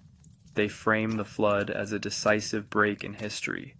A before and after that marks two distinct phases of civilization. The antediluvian period, as described in texts like the Sumerian king list, is characterized by extraordinary stability. Kings reign for thousands of years. Cities endure for millennia. The system of civilization established when kingship descended from heaven functions without major disruption. This is clearly mythologized time. The numbers don't represent actual history as modern understanding would define it, but consider what the texts might be preserving through this mythologization. The memory of a long period of cultural stability, a time when the fundamental patterns of civilization were established and maintained without major disruption, a time before catastrophe forced reorganization and rebuilding. The post-flood period, in contrast, is characterized by more realistic timescales and more chaotic political conditions. Kings reign for decades, not millennia. Cities rise and fall. Dynasties compete for power. This is recognizably historical time, even if the earliest portions are still semi-legendary.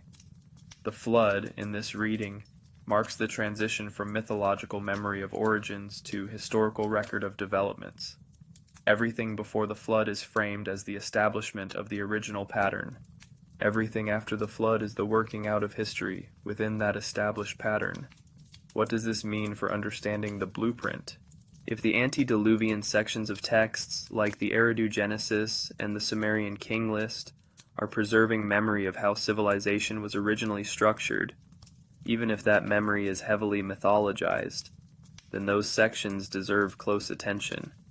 They describe the blueprint in its pure form, before historical contingencies and political conflicts complicated the picture. The antediluvian kings in the Sumerian king list aren't just legendary rulers. They're associated with the founding of specific cities and the establishment of specific civilizational functions.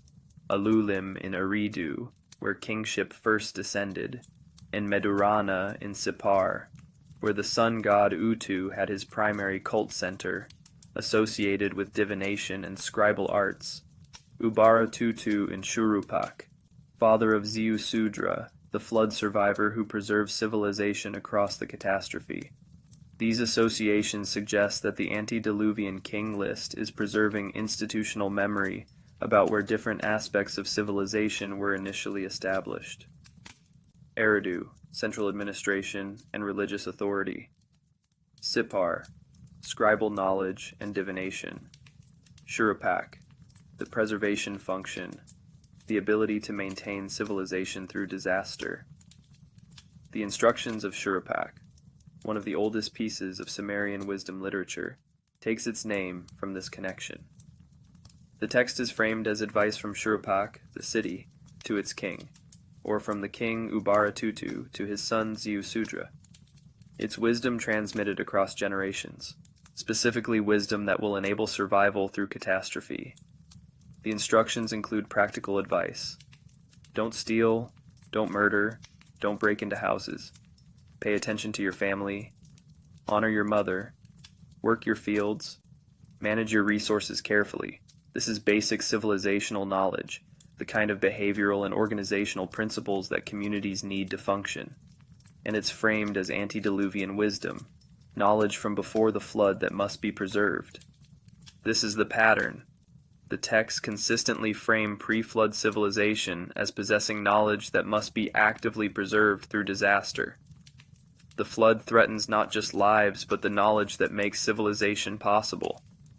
Ziusudra's role isn't only to preserve human and animal life, it's to preserve civilizational knowledge. He's the bridge between the antediluvian blueprint and post-flood implementation.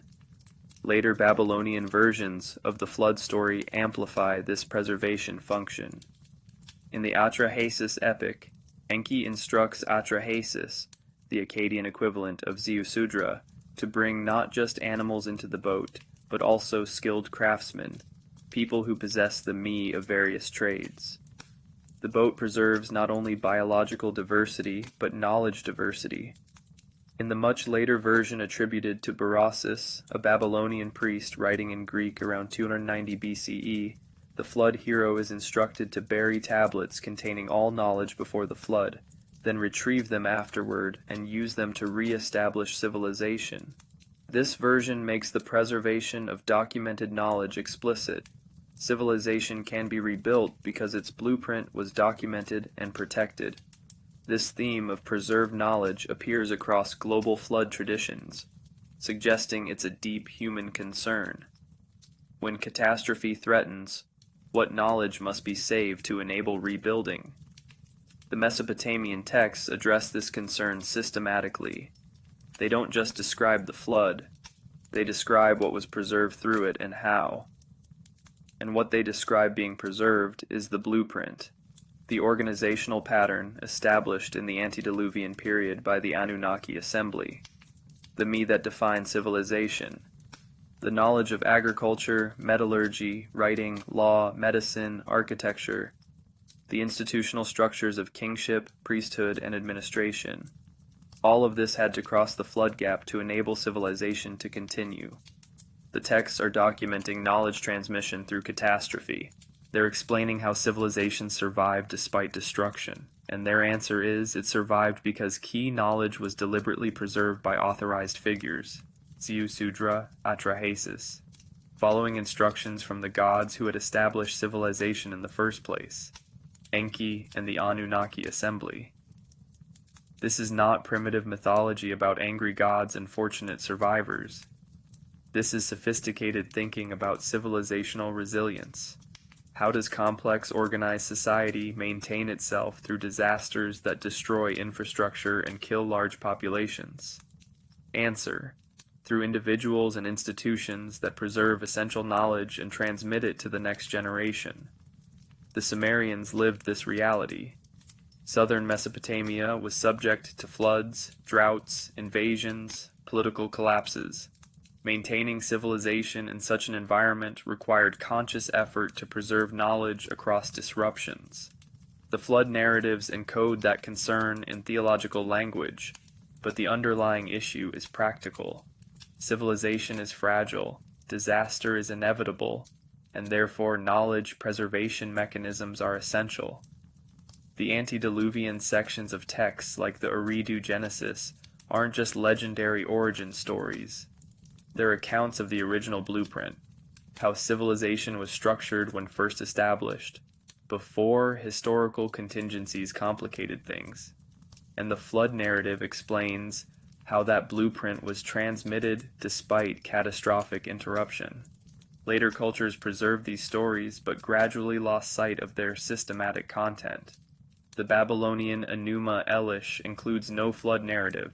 It's focused entirely on Marduk's cosmic battle and the creation of current world order. The systematic account of civilization's establishment, catastrophic interruption, and deliberate restoration has been replaced with a simpler story. Marduk creates order from chaos. End of story. What was lost in that simplification? The detailed account of how civilization's knowledge was structured, how it was preserved, and how it was transmitted through disaster.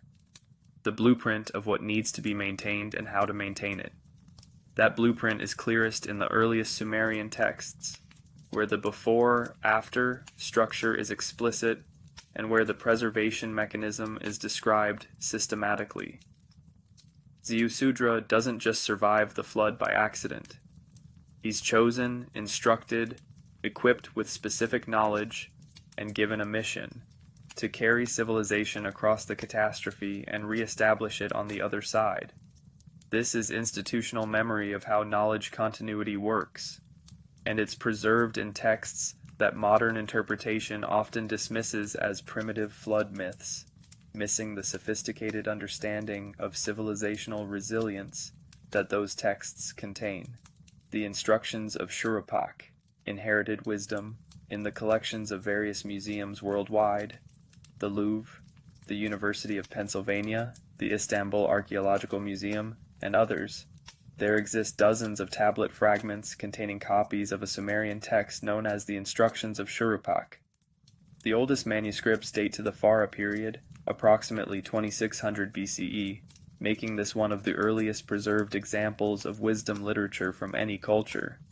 Later copies from the Old Babylonian period, around 2000 BCE, show that scribes continued to study and transmit the text for centuries. The composition is framed as advice from a father to his son, specifically from Shurupak, personified as either the city or a king of the city, to his son, sometimes named as Ziusudra. The connection to Ziusudra, the Sumerian flood hero, is significant. This isn't random wisdom, it's wisdom being transmitted from the antediluvian world to the survivor who will carry civilization across the flood. The instructions are practical, concrete, almost mundane. You should not buy a donkey which brays, it will split your midriff. You should not locate a field on a road. You should not pass judgment when you drink beer. You should not buy a prostitute. She is a mouth that bites. You should not scatter your household possessions. This is behavioral advice for living in organized society. Don't make impulsive purchases. Don't put your field where travelers will damage it. Don't make important decisions while drunk. Don't form relationships that will create obligations you can't control. Manage your property carefully. These aren't cosmic principles. They're rules for getting along in urban civilization. But here's what makes the text significant. This practical wisdom is framed as knowledge from before the flood. The Sumerian scribes who copied this text in their schools weren't treating it as contemporary advice. They were treating it as ancient, authoritative, inherited wisdom that had been transmitted from the earliest period of civilization. The text includes other types of advice as well, ethical principles, warnings about behavior that disrupts social order. You should not speak arrogantly to your mother. You should not steal anything. You should not break into a house. You should not desire a palace. You should not kill anything. You should not speak abusively.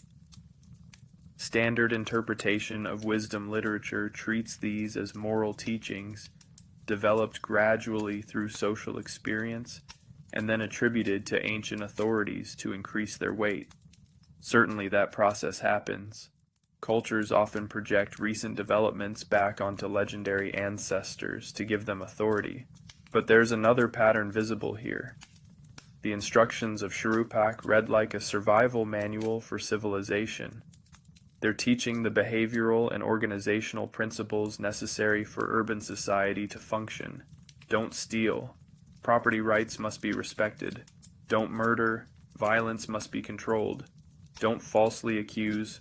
Justice systems require honesty. Don't mismanage property. Economic systems require individual responsibility. Honor family. Social reproduction requires stable kinship. Work your fields. Food surplus requires agricultural labor. These aren't arbitrary rules. They're the foundation of complex society, and the text frames them as inherited. Wisdom from the antediluvian world that must be transmitted to ensure civilization continues.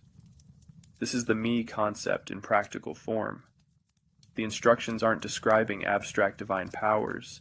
They're teaching concrete behaviors and principles that civilized life requires. And they're teaching them in a format designed for memorization and transmission. Short, pithy statements that can be repeated, learned by students, and passed along through generations. The Fara period tablets, the earliest manuscripts, come from the city of Shurupak itself, the archaeological site of Tel Fara in southern Iraq, excavated by German and American teams in the early 20th century. The tablets were found in what appears to be a scribal school or administrative archive, alongside mathematical texts, lexical lists, and administrative documents. The instructions of Shurupak were part of the standard curriculum for training scribes. This means that as early as 2600 BCE, Sumerian culture was deliberately teaching scribal students that civilizational knowledge was inherited from an earlier period and needed to be carefully preserved. The instructions weren't contemporary wisdom being recorded for the first time. They were traditional wisdom being copied and transmitted as part of professional training. By the Old Babylonian period, around 2000 BCE, the text had been standardized and was being copied in scribal schools across Mesopotamia. The language had evolved. The Old Babylonian manuscripts include glosses and explanations of archaic terms, showing that the scribes themselves recognized the text as ancient and needed help understanding some of its vocabulary. But they kept copying it. Generation after generation of scribes learned the instructions of Shuruppak as part of their training. They memorized its maxims. They practiced writing its cuneiform signs. They absorbed its content as foundational knowledge about how civilization operates. This is institutional knowledge transmission through scribal culture. The instructions aren't folk wisdom passed orally. They're documented curriculum, copied in schools, standardized across cities, maintained for centuries. And what they're transmitting is a systematic understanding of civilized behavior, the practical implementation of the principles encoded theologically in texts about me and the Anunnaki assembly. The text includes advice specific to scribal and administrative functions. If you are the son of a governor, you should conduct yourself accordingly. You should not let your eye look at what is not yours. You should not open a storehouse without the authorization of your father. This is training for administrators. Follow proper procedures. Don't open storehouses without authorization. Respect property boundaries. Don't covet others' possessions. Maintain honesty. Lying destroys trust necessary for administration. These principles aren't universal human values. They're specifically the requirements for functioning as a reliable member of an administrative hierarchy. And this administrative wisdom is framed as coming from Shuruppak, the last antediluvian city, passed from Shuruppak Ubara Tutu to Ziusudra, the flood survivor. The text is teaching. These are the principles that must cross the catastrophe gap.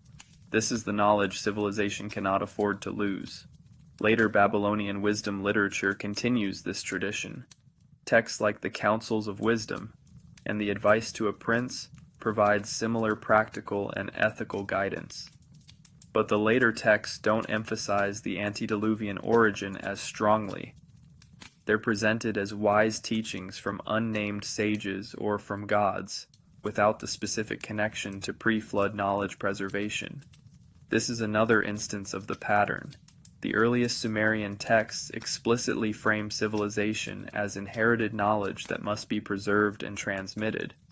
Later texts retain the wisdom but de-emphasize the systematic account of where it came from and why its preservation matters. The instructions of Shuruppak are part of the blueprint. They document what civilized people need to know to maintain organized society. And they do this in the most practical form possible, not as abstract theology or complex mythology, but as direct behavioral guidance that anyone could understand and follow. This suggests that the Sumerian understanding of their civilization's origins was deeply practical. Yes, they had elaborate mythological narratives about gods and cosmic events, but alongside those narratives, they preserved intensely practical texts about how to actually live in civilized society. And they connected those practical texts to their origin narratives, framing everyday wisdom as part of the inherited antediluvian knowledge. This is comprehensive cultural transmission. The theological texts, creation accounts, me narratives, Anunnaki assembly descriptions, explain the structure and origin of civilization at a high level. The wisdom texts, instructions of Shuruppak, proverbs, scribal training materials, teach the practical implementation of civilized living. Together, they form a complete system of knowledge preservation and transmission. And this system was still fully intact in the 3rd millennium BCE, when Sumerian scribes copied the instructions of Shuruppak in schools at Farah, Nippur, and other cities. The connection between cosmic origins and practical behavior was explicit. The wisdom needed for civilization was understood to be inherited from before the flood, preserved deliberately, and transmitted through institutional channels, scribal schools. By the first millennium BCE, when Babylonian and Assyrian scribes were copying their own wisdom literature, this connection had loosened. The wisdom remained, but the systematic framework connecting it to antediluvian origins, to the Anunnaki's initial structuring of civilization, to the me as transferable knowledge units, that framework had faded. The practical knowledge survived because it was obviously useful, but the meta-knowledge, the understanding of where that practical knowledge came from and why preserving it mattered, became less clear. The blueprint was still being followed, but the awareness that it was a blueprint, inherited from an earlier design, gradually diminished. The instructions of Shurupak preserve that awareness in its clearest form. They're not just wisdom literature. They're documentation of civilizational knowledge transmission, explicitly framed as inheritance from the antediluvian world, deliberately preserved through catastrophe, and institutionally maintained through scribal education. This is one piece of the blueprint that later cultures didn't so much erase as they simply stopped emphasizing. The maxims remained valuable, so they were preserved. But the framing, the explicit connection to pre-flood knowledge preservation, became less important as time passed and cultural priorities shifted. Yet the connection is there in the earliest versions, clear and intentional. The Sumerians understood themselves to be inheriting and maintaining knowledge from before the flood, and they taught their scribes that this inheritance had to be consciously preserved, copied, and transmitted, or civilization would fail. What disappeared between Sumer and Babylon Place? A Sumerian creation text beside the Enuma Elish, and the differences are immediate. The Sumerian composition Enki and Ninmah describes the Anunnaki assembly deliberating on the labor problem, Enki providing step-by-step instructions for creating humans, Ninmah experimenting with different forms, adjustments being made based on results. The language is procedural, administrative, problem-solving. The Enuma Elish describes Marduk slaying Tiamat, splitting her body to create heaven and earth, then creating humans from the blood of Chingu. The language is cosmic, violent, absolute. Marduk acts alone. There is no assembly deliberation, no experimental process, no procedural detail. Divine will manifests instantly through overwhelming power. The Anunnaki appear in both texts, but their roles have transformed. In Sumerian sources, they're the decision-making council. In the Enuma Elish, they're the audience that acclaims Marduk. They gave him an unfaceable weapon. They placed the royal robe on him. They gave him the scepter. The Anunnaki don't decide. They recognize Marduk's supremacy and grant him symbols of authority he's already seized through conquest. This shift reflects Babylonian political theology.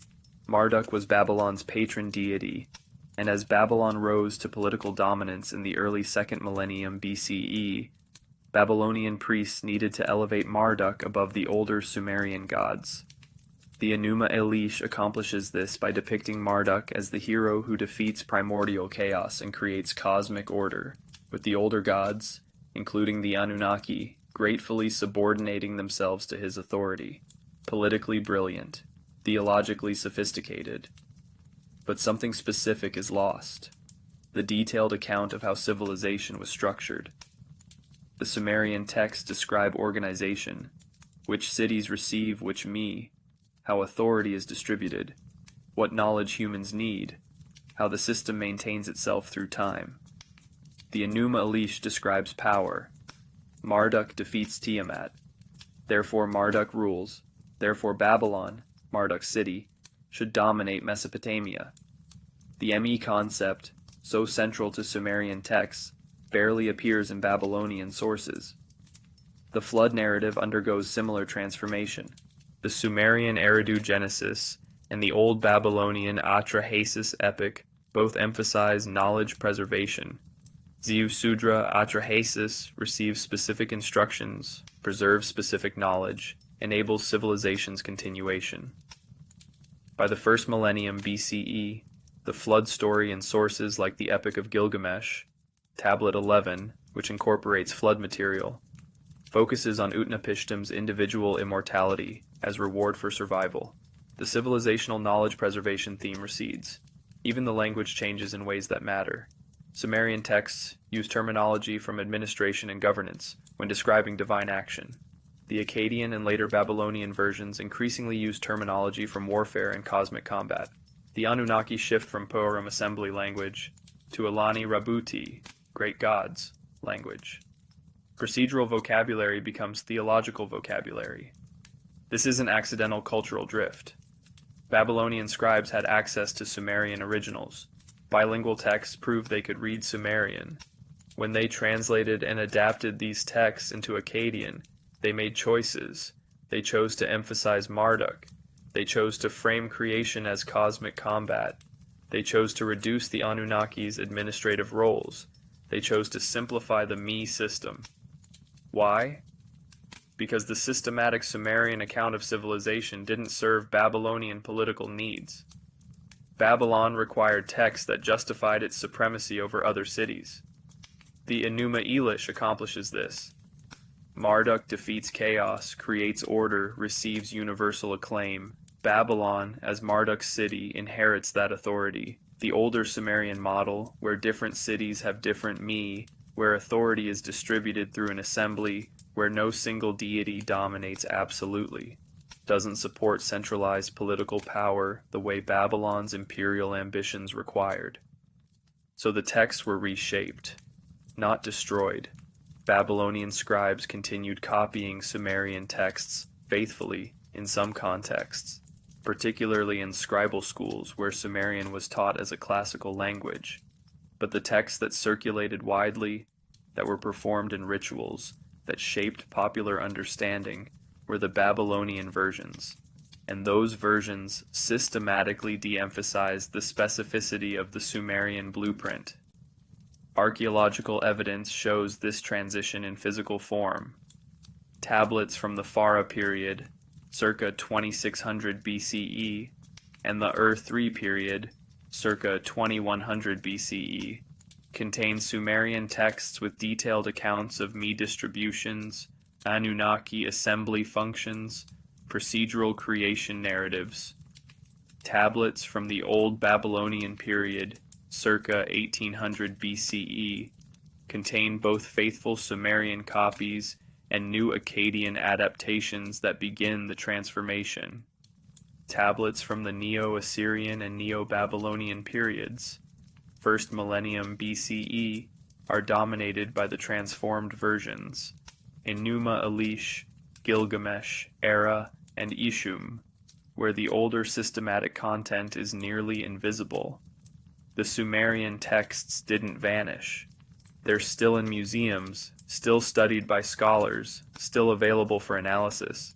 But culturally, their systematic content was progressively obscured under layers of later reinterpretation that prioritized different values: political theology over administrative documentation, cosmic drama over procedural specificity, centralized divine authority over distributed assembly governance.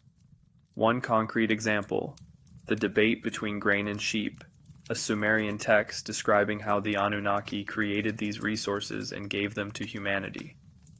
The text includes specific details about agricultural and pastoral knowledge, planting techniques, breeding practices, seasonal calendars. It's framed as a debate between two personified resources, but it's teaching actual agricultural knowledge. No Babylonian equivalent survives with this level of procedural detail. The later texts refer to grain and livestock as divine gifts, but the specific knowledge of how to manage them disappears from the theological narratives. Another example, Sumerian temple hymn cycles that describe the specific me associated with each temple in each city. These texts are essentially institutional documentation, catalogs of what knowledge and ritual functions each religious center maintains. The Babylonian temple texts focus instead on the glory of Marduk's E-sagila temple and the subordination of other cult centers. The systematic distribution of different civilizational functions across different locations is replaced with hierarchical theology centered on Babylon. The transformation isn't total. Elements of the older system persist even in late texts. The Anunnaki are still mentioned. The me concept appears occasionally. Flood narratives retain knowledge preservation themes, though muted. But the comprehensive, systematic account of how civilization was structured, the blueprint, is no longer easily accessible without going back to the Sumerian sources. And most readers of Mesopotamian literature throughout later history didn't go back to those sources. They encountered the Enuma Elish, the Epic of Gilgamesh, the text that circulated widely in Aramaic and later Greek translations.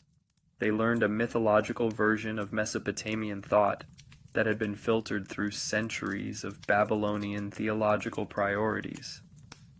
The blueprint was still there, preserved in clay in temple archives and scribal libraries.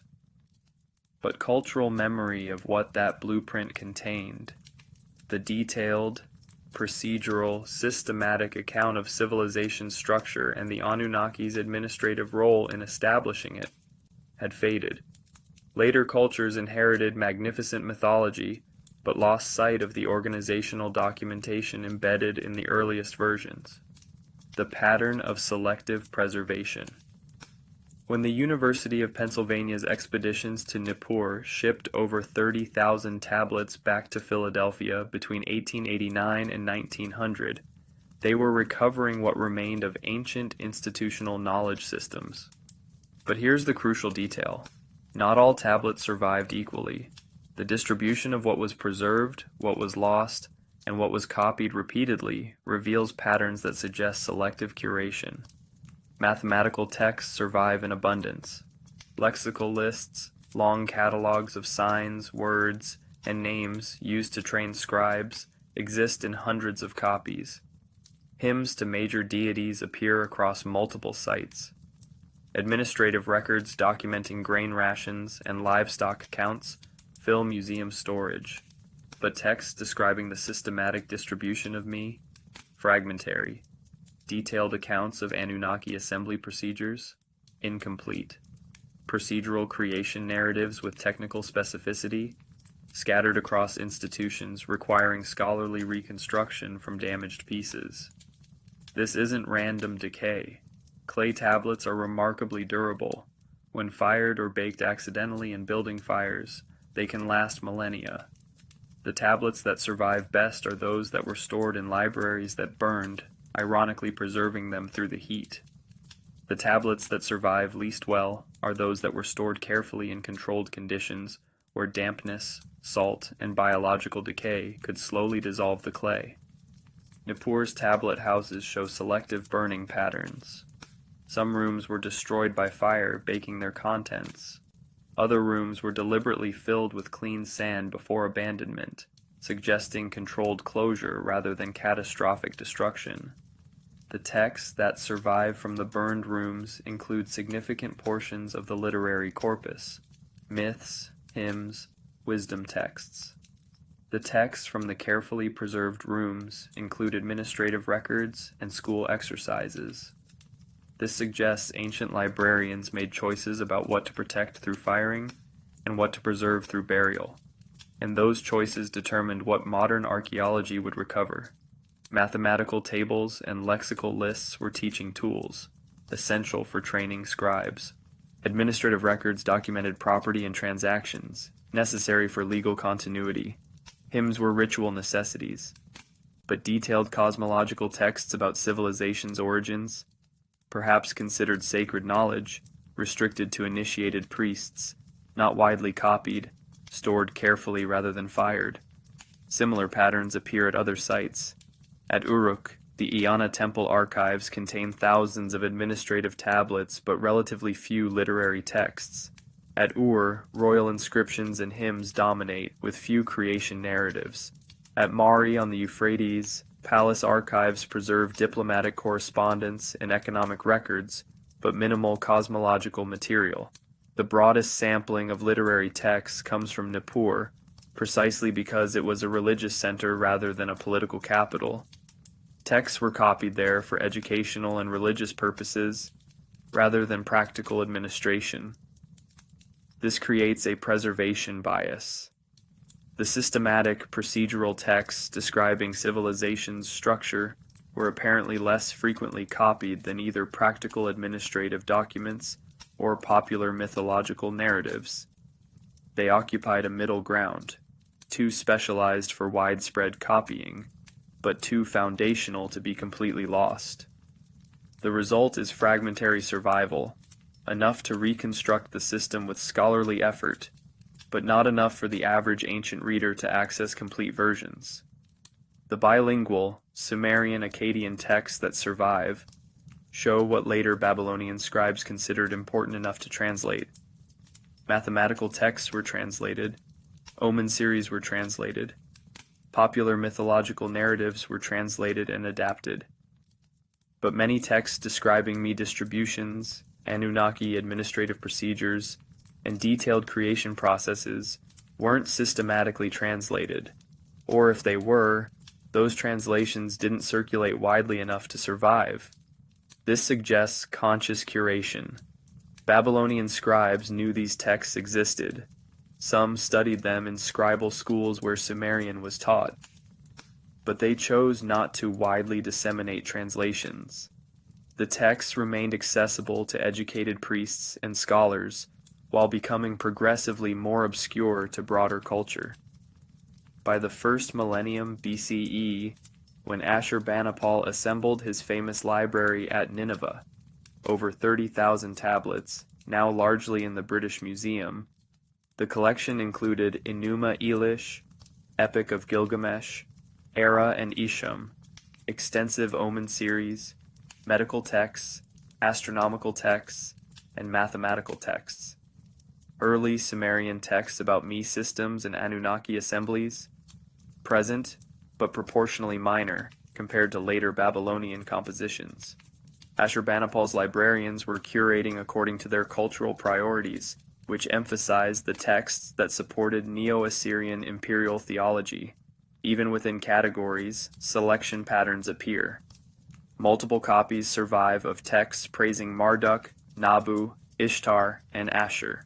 Single copies, or fragmentary copies, survive of texts describing how civilization was originally distributed across different cities by the Anunnaki assembly. Texts that supported centralized authority were copied repeatedly. Texts that described distributed, assembly-based authority were preserved minimally. This isn't conspiracy. It's how cultural transmission always works. Each generation preserves what it values and de-emphasizes what seems less relevant. But the cumulative effect over centuries is that specific types of information become progressively harder to access. The blueprint describing civilization's systematic organization was there in the 3rd millennium BCE, widely copied and taught. By the 1st millennium BCE, it was still there, but buried in specialized scholarly collections, fragmentary, requiring expertise to reconstruct. And then the cuneiform tradition ended. The last datable cuneiform text is from 75 CE, an astronomical diary from Babylon. After that, the knowledge of how to read cuneiform was lost for over 1,500 years until the 19th century decipherment. During that gap, all direct access to the Mesopotamian textual tradition vanished. What survived were Greek and Hebrew adaptations, texts like Berosus's Babyloniaca or Genesis, that preserved some content but in heavily modified form. When cuneiform was finally deciphered and the tablets could be read again, scholars found themselves reconstructing an entire tradition from fragments. And because preservation had been selective, the easiest texts to reconstruct were those with multiple copies, Enuma Elish, Gilgamesh. The hardest were those with single fragmentary copies, detailed me catalogs, specific Anunnaki procedural texts. The blueprint was there, but scattered across museums and dozens of fragments that required decades of scholarly work to piece together.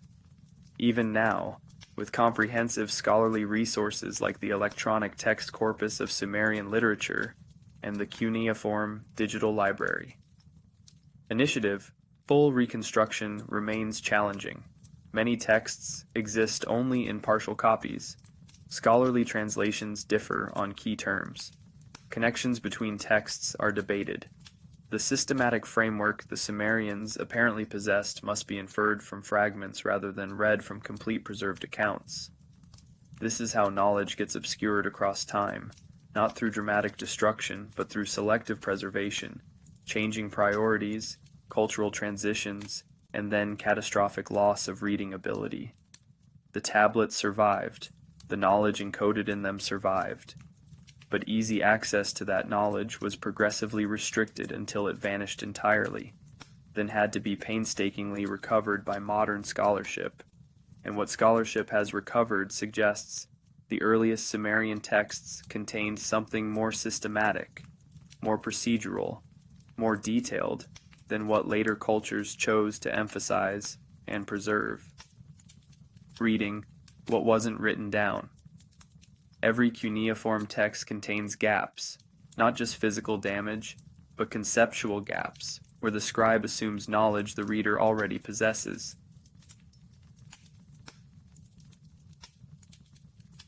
Why does a braying donkey split your midriff? The text doesn't explain. Sumerian readers apparently knew. Modern scholars can only guess. Perhaps it refers to laughter at the noise, or strain from controlling a difficult animal, or simply means it's annoying. The assumed knowledge is lost.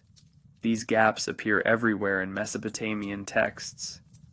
References to the mess of Arata, without defining what Arata possessed.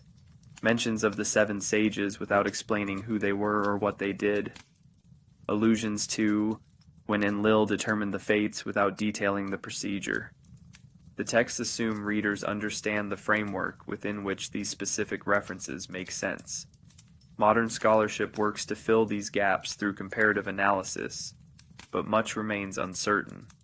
The ME concept can be partially reconstructed from texts where some are listed and described, but no complete catalog survives. The Anunnaki assembly procedures can be inferred from multiple scenes of divine councils, but no text provides a comprehensive description of how such assemblies functioned. The relationship between different cities' specialized functions can be mapped from scattered references, but no systematic account survives. This suggests significant oral tradition accompanied the written texts. The tablets document key points, preserve authoritative formulations, provide reference material, but full understanding required additional teaching. Master to student, priest to initiate, parent to child. The written text was mnemonic, not comprehensive. The Sumerian educational system reveals this pattern. Scribal students copied standard texts repeatedly, learning vocabulary, practicing signs, absorbing content, but they also engaged in oral instruction, debate, and commentary that isn't preserved in writing. The tablets from ancient scribal schools include practice texts, but not the teaching conversations that explain those texts. The content survived. The interpretive framework was mostly oral. This oral dimension creates profound gaps in modern understanding. When we read the Anunnaki decreed, we see the written phrase. We don't hear the accompanying explanation that would have been provided orally. What specific assembly procedures were followed, what authorized such decrees, how they were implemented. The procedural details were apparently taught orally, with only the results documented in writing. Evidence suggests this oral tradition was extensive. References in text to "as everyone knows," or "as was said of old," indicate shared cultural knowledge that didn't need written documentation. Sumerian proverbs collected in writing were apparently excerpts from larger oral corpora. Legal texts reference customary practices that aren't fully described because they were common knowledge. Ritual texts give abbreviated instructions assuming priests already knew the full procedures from training. The systematic blueprint describing civilization's organization was likely taught comprehensively in oral tradition, with texts providing only key reference points. The ME lists we have are probably excerpts from more complete catalogs recited in religious and educational contexts. The Anunnaki assembly descriptions we have are probably summaries of more detailed accounts transmitted orally in priestly circles. The creation narratives we have are probably simplified versions of more complex traditions. This oral dimension was vulnerable. When scribal schools closed, when priestly lineages were broken, when cities were destroyed and populations displaced, oral traditions could vanish in a single generation. Writing preserves content across time even without continuous tradition. Oral teaching requires living teachers in continuous succession. Disrupt the succession, and the knowledge is gone. The catastrophic events of the late 2nd and 1st millennia BCE, the Bronze Age collapse, the Aramean migrations, the Assyrian campaigns, the Babylonian exile, disrupted many institutional continuities. Temples were destroyed, priesthoods scattered, scribal schools closed. When institutions were re-established, they rebuilt from written records. But the oral traditions that had once explained those records, much of that was lost. The Babylonian scholars of the 1st millennium BCE were working with the same tablets earlier Sumerian scribes had composed, but without the full oral tradition that originally accompanied them. They preserved what was written, but they had to reconstruct interpretations. And their reconstructions reflected their own cultural priorities: Babylonian theology, Assyrian political ideology, 1st millennium cultic practices. This is how the blueprint became obscured, not because the texts were destroyed, but because the oral tradition that explained the texts was disrupted. Later readers saw the same words earlier readers had seen, but without the accompanying framework that made the systematic nature of those words clear.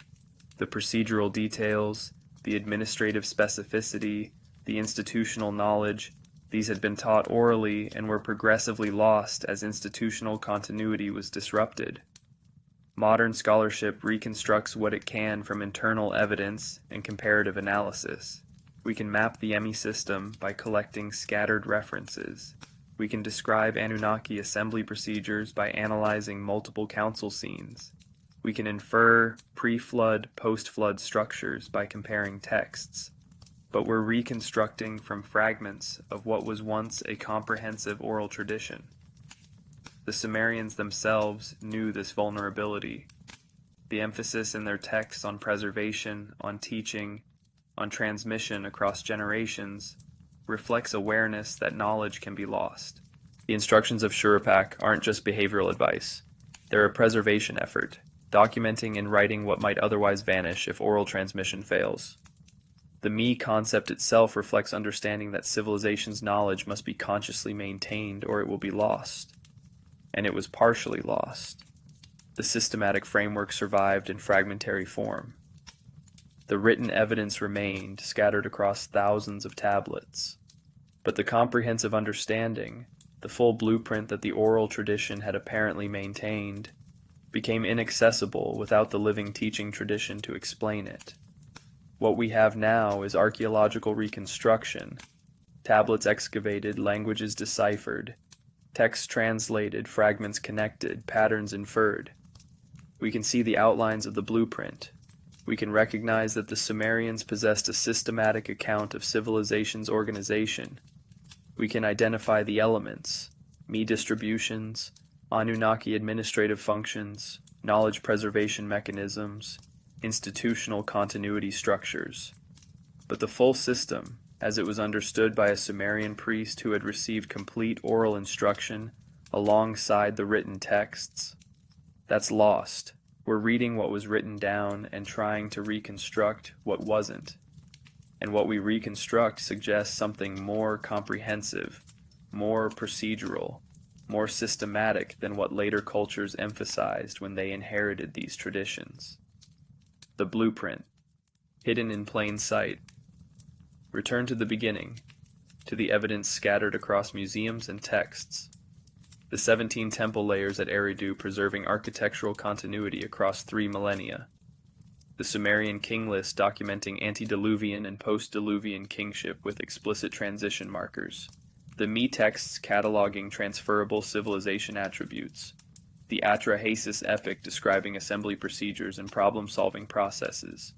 The instructions of Shurupak framing practical wisdom as inherited knowledge. The Tablet of Destinies representing documented authority. The flood narratives emphasizing knowledge preservation through catastrophe. Individually, these elements can be explained as mythology, cultural conservatism, political theology, wisdom literature, administrative symbolism, disaster memory. But together, they form a pattern that suggests something more systematic. A comprehensive account of how civilization was structured, how knowledge was organized and transmitted, how authority was legitimized and transferred, how continuity was maintained through disruption. The Sumerians describe civilization not as gradual human innovation, but as implemented design. Cities are founded according to plan. Kingship descends from authorized source. Knowledge is distributed as discrete, transferable units. Authority operates through documented procedures. Humans receive specific civilizational capacities through deliberate transfer.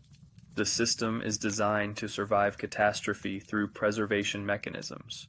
This is a blueprint, a systematic description of what civilization consists of and how it functions. And it's preserved most clearly in the earliest Sumerian texts, before later cultures adapted this material to serve different purposes. The question isn't whether the Anunnaki were literal extraterrestrials who genetically engineered humans, the ancient astronaut hypothesis that academic scholarship rightly rejects as unsupported by evidence. The question is whether the Sumerian texts preserve a sophisticated understanding of civilization as a systematic, knowledge-based, institutionally organized phenomenon that requires conscious maintenance and transmission.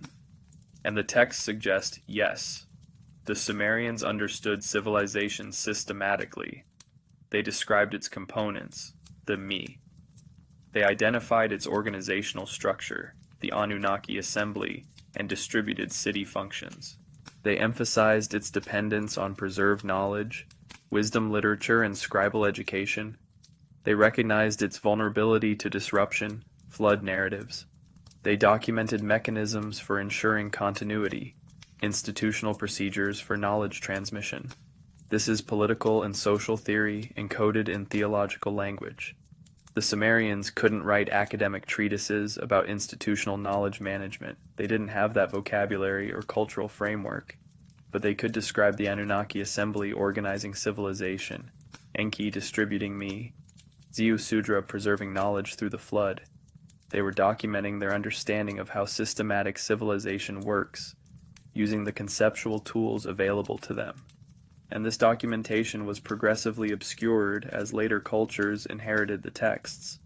The Babylonians needed texts supporting centralized power, so they emphasized Marduk's supremacy over distributed assembly governance. The procedural details of Me distributions didn't serve Babylonian political needs, so they were de-emphasized.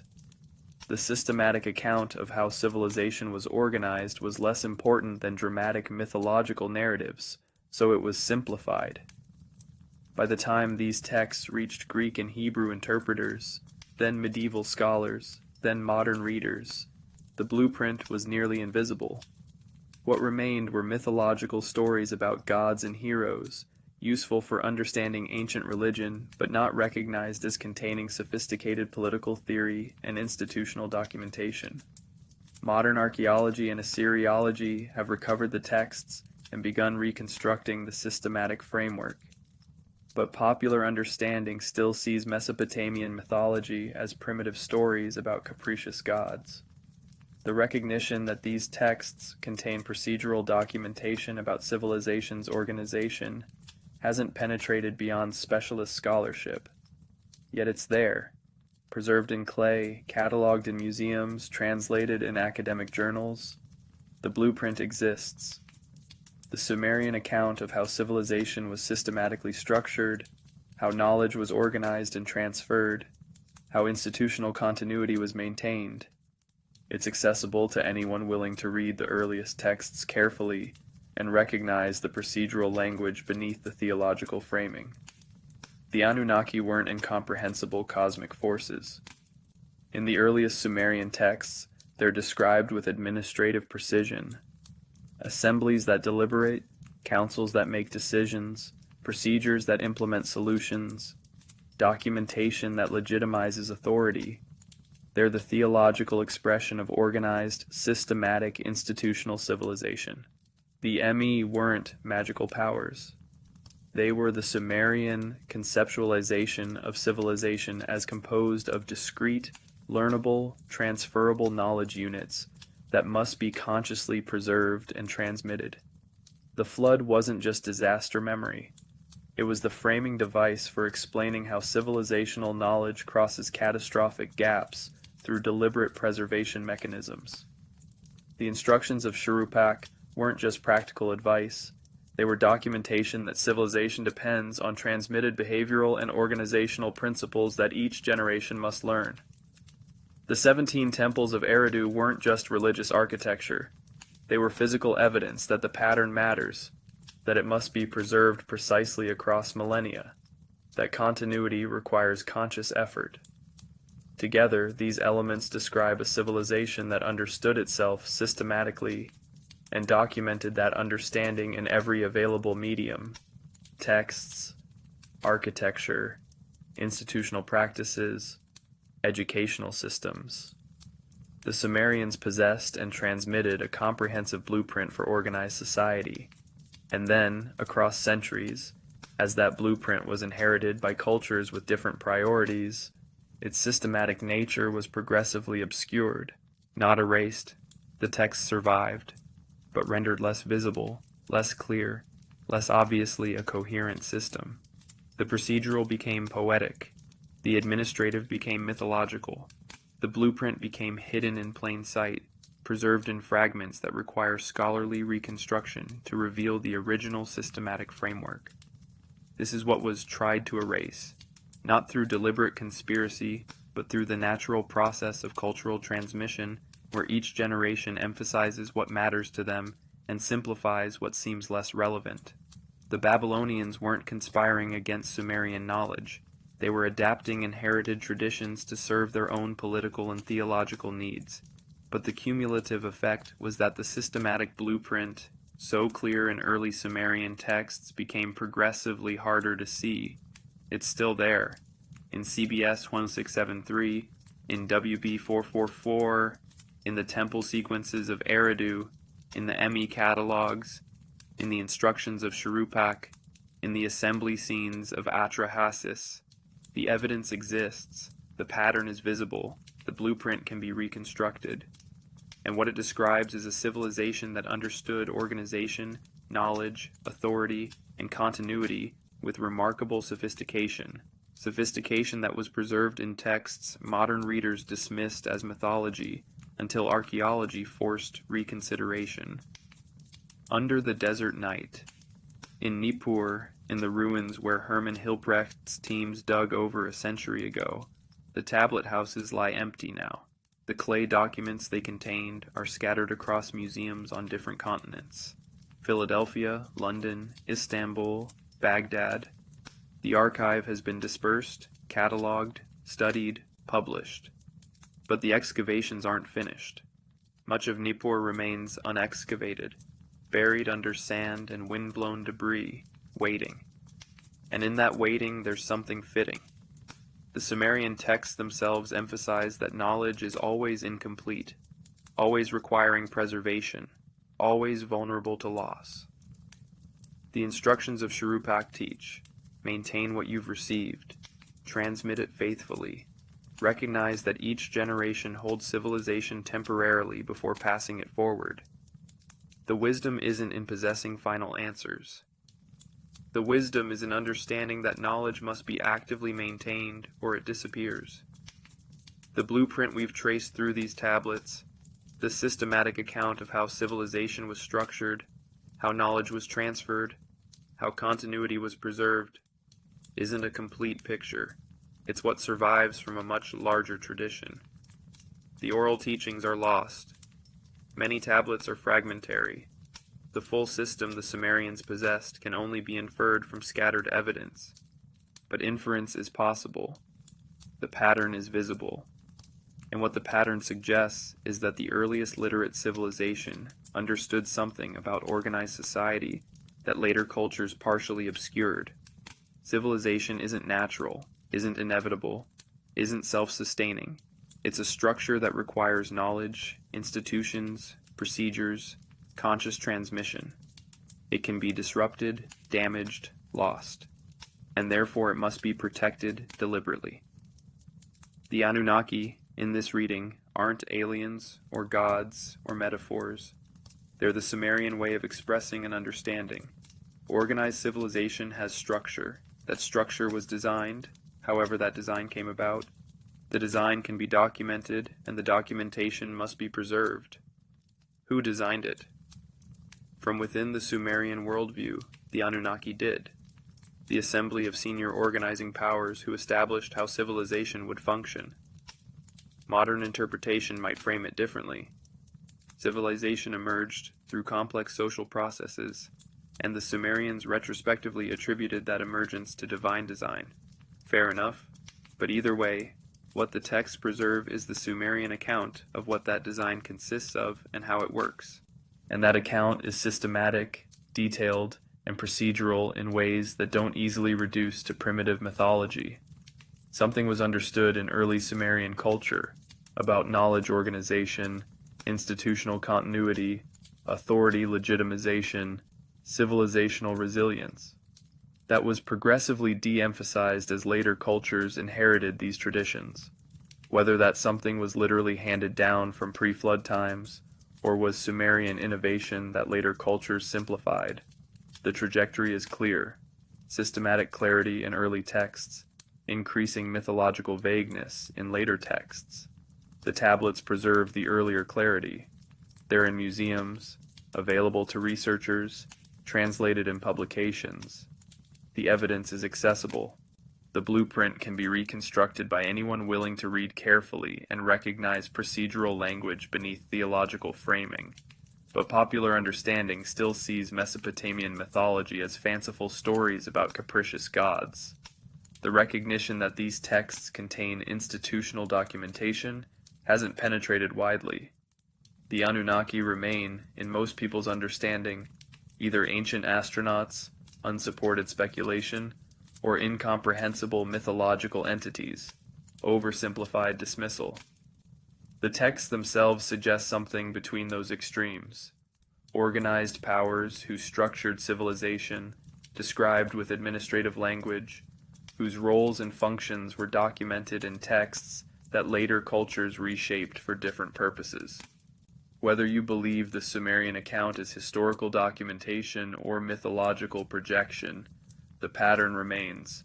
Something systematic was progressively obscured, and if you want to understand what that something was, you have to go back to the earliest sources, read the procedural language carefully, recognize the administrative frameworks, and reconstruct the blueprint that later simplification rendered less visible. The work isn't finished. Tablets remain unpublished, connections remain unexplored, questions remain unanswered. Nippur sits partially excavated. Eridu awaits further study.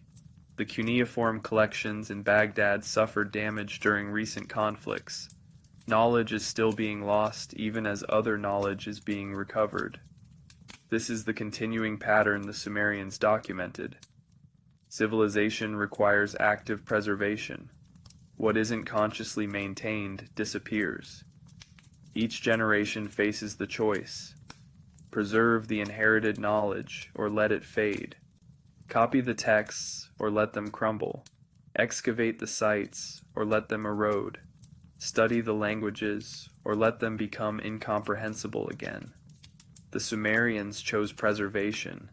They copied texts across centuries. They rebuilt temples on the same foundations. They trained scribes in ancient languages. They maintained traditions through political upheavals and cultural transitions. And because they chose preservation, we have access to their blueprint, fragmentary, requiring reconstruction, but present. Later cultures made different choices, adapting rather than preserving, simplifying rather than maintaining complexity, emphasizing new priorities rather than honoring old systematic frameworks. Not wrong choices, just different. But the cumulative effect was that the blueprint became harder to see, until modern archaeology recovered the tablets and scholars began recognizing the patterns. Now the systematic nature of early Sumerian thought is becoming visible again. The Anunnaki's administrative roles are being documented. The ME concept's sophistication is being appreciated. The procedural language of creation accounts is being recognized. The blueprint is emerging from under layers of later reinterpretation.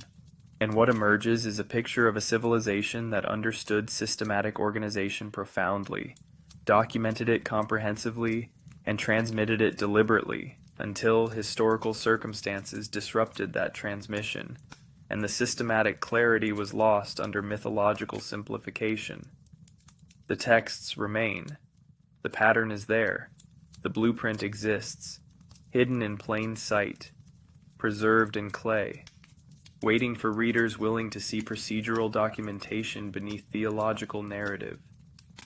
If this exploration has resonated with you, if you've heard something in these ancient voices that speaks to how civilization works, how knowledge is maintained, how understanding can be obscured and recovered, then perhaps the Sumerian project of preservation continues. Each generation that recognizes the pattern, that reads the texts carefully, that reconstructs the systematic framework, participates in the transmission the Sumerians began. The archive is scattered but not lost. The knowledge is fragmentary but not erased. The blueprint is obscured but not destroyed. And the question remains, the question the texts themselves pose, whether we will preserve and transmit what we've received, or let it fade into mythology once more. The Sumerian answer is clear, preserved in 4,000 years of clay. The knowledge matters. Maintain it, copy it, teach it, pass it forward. Because civilization depends on what each generation chooses to preserve. And the night is long, and the work continues, and the tablets wait in their archives, holding their systematic secrets for whoever comes seeking understanding.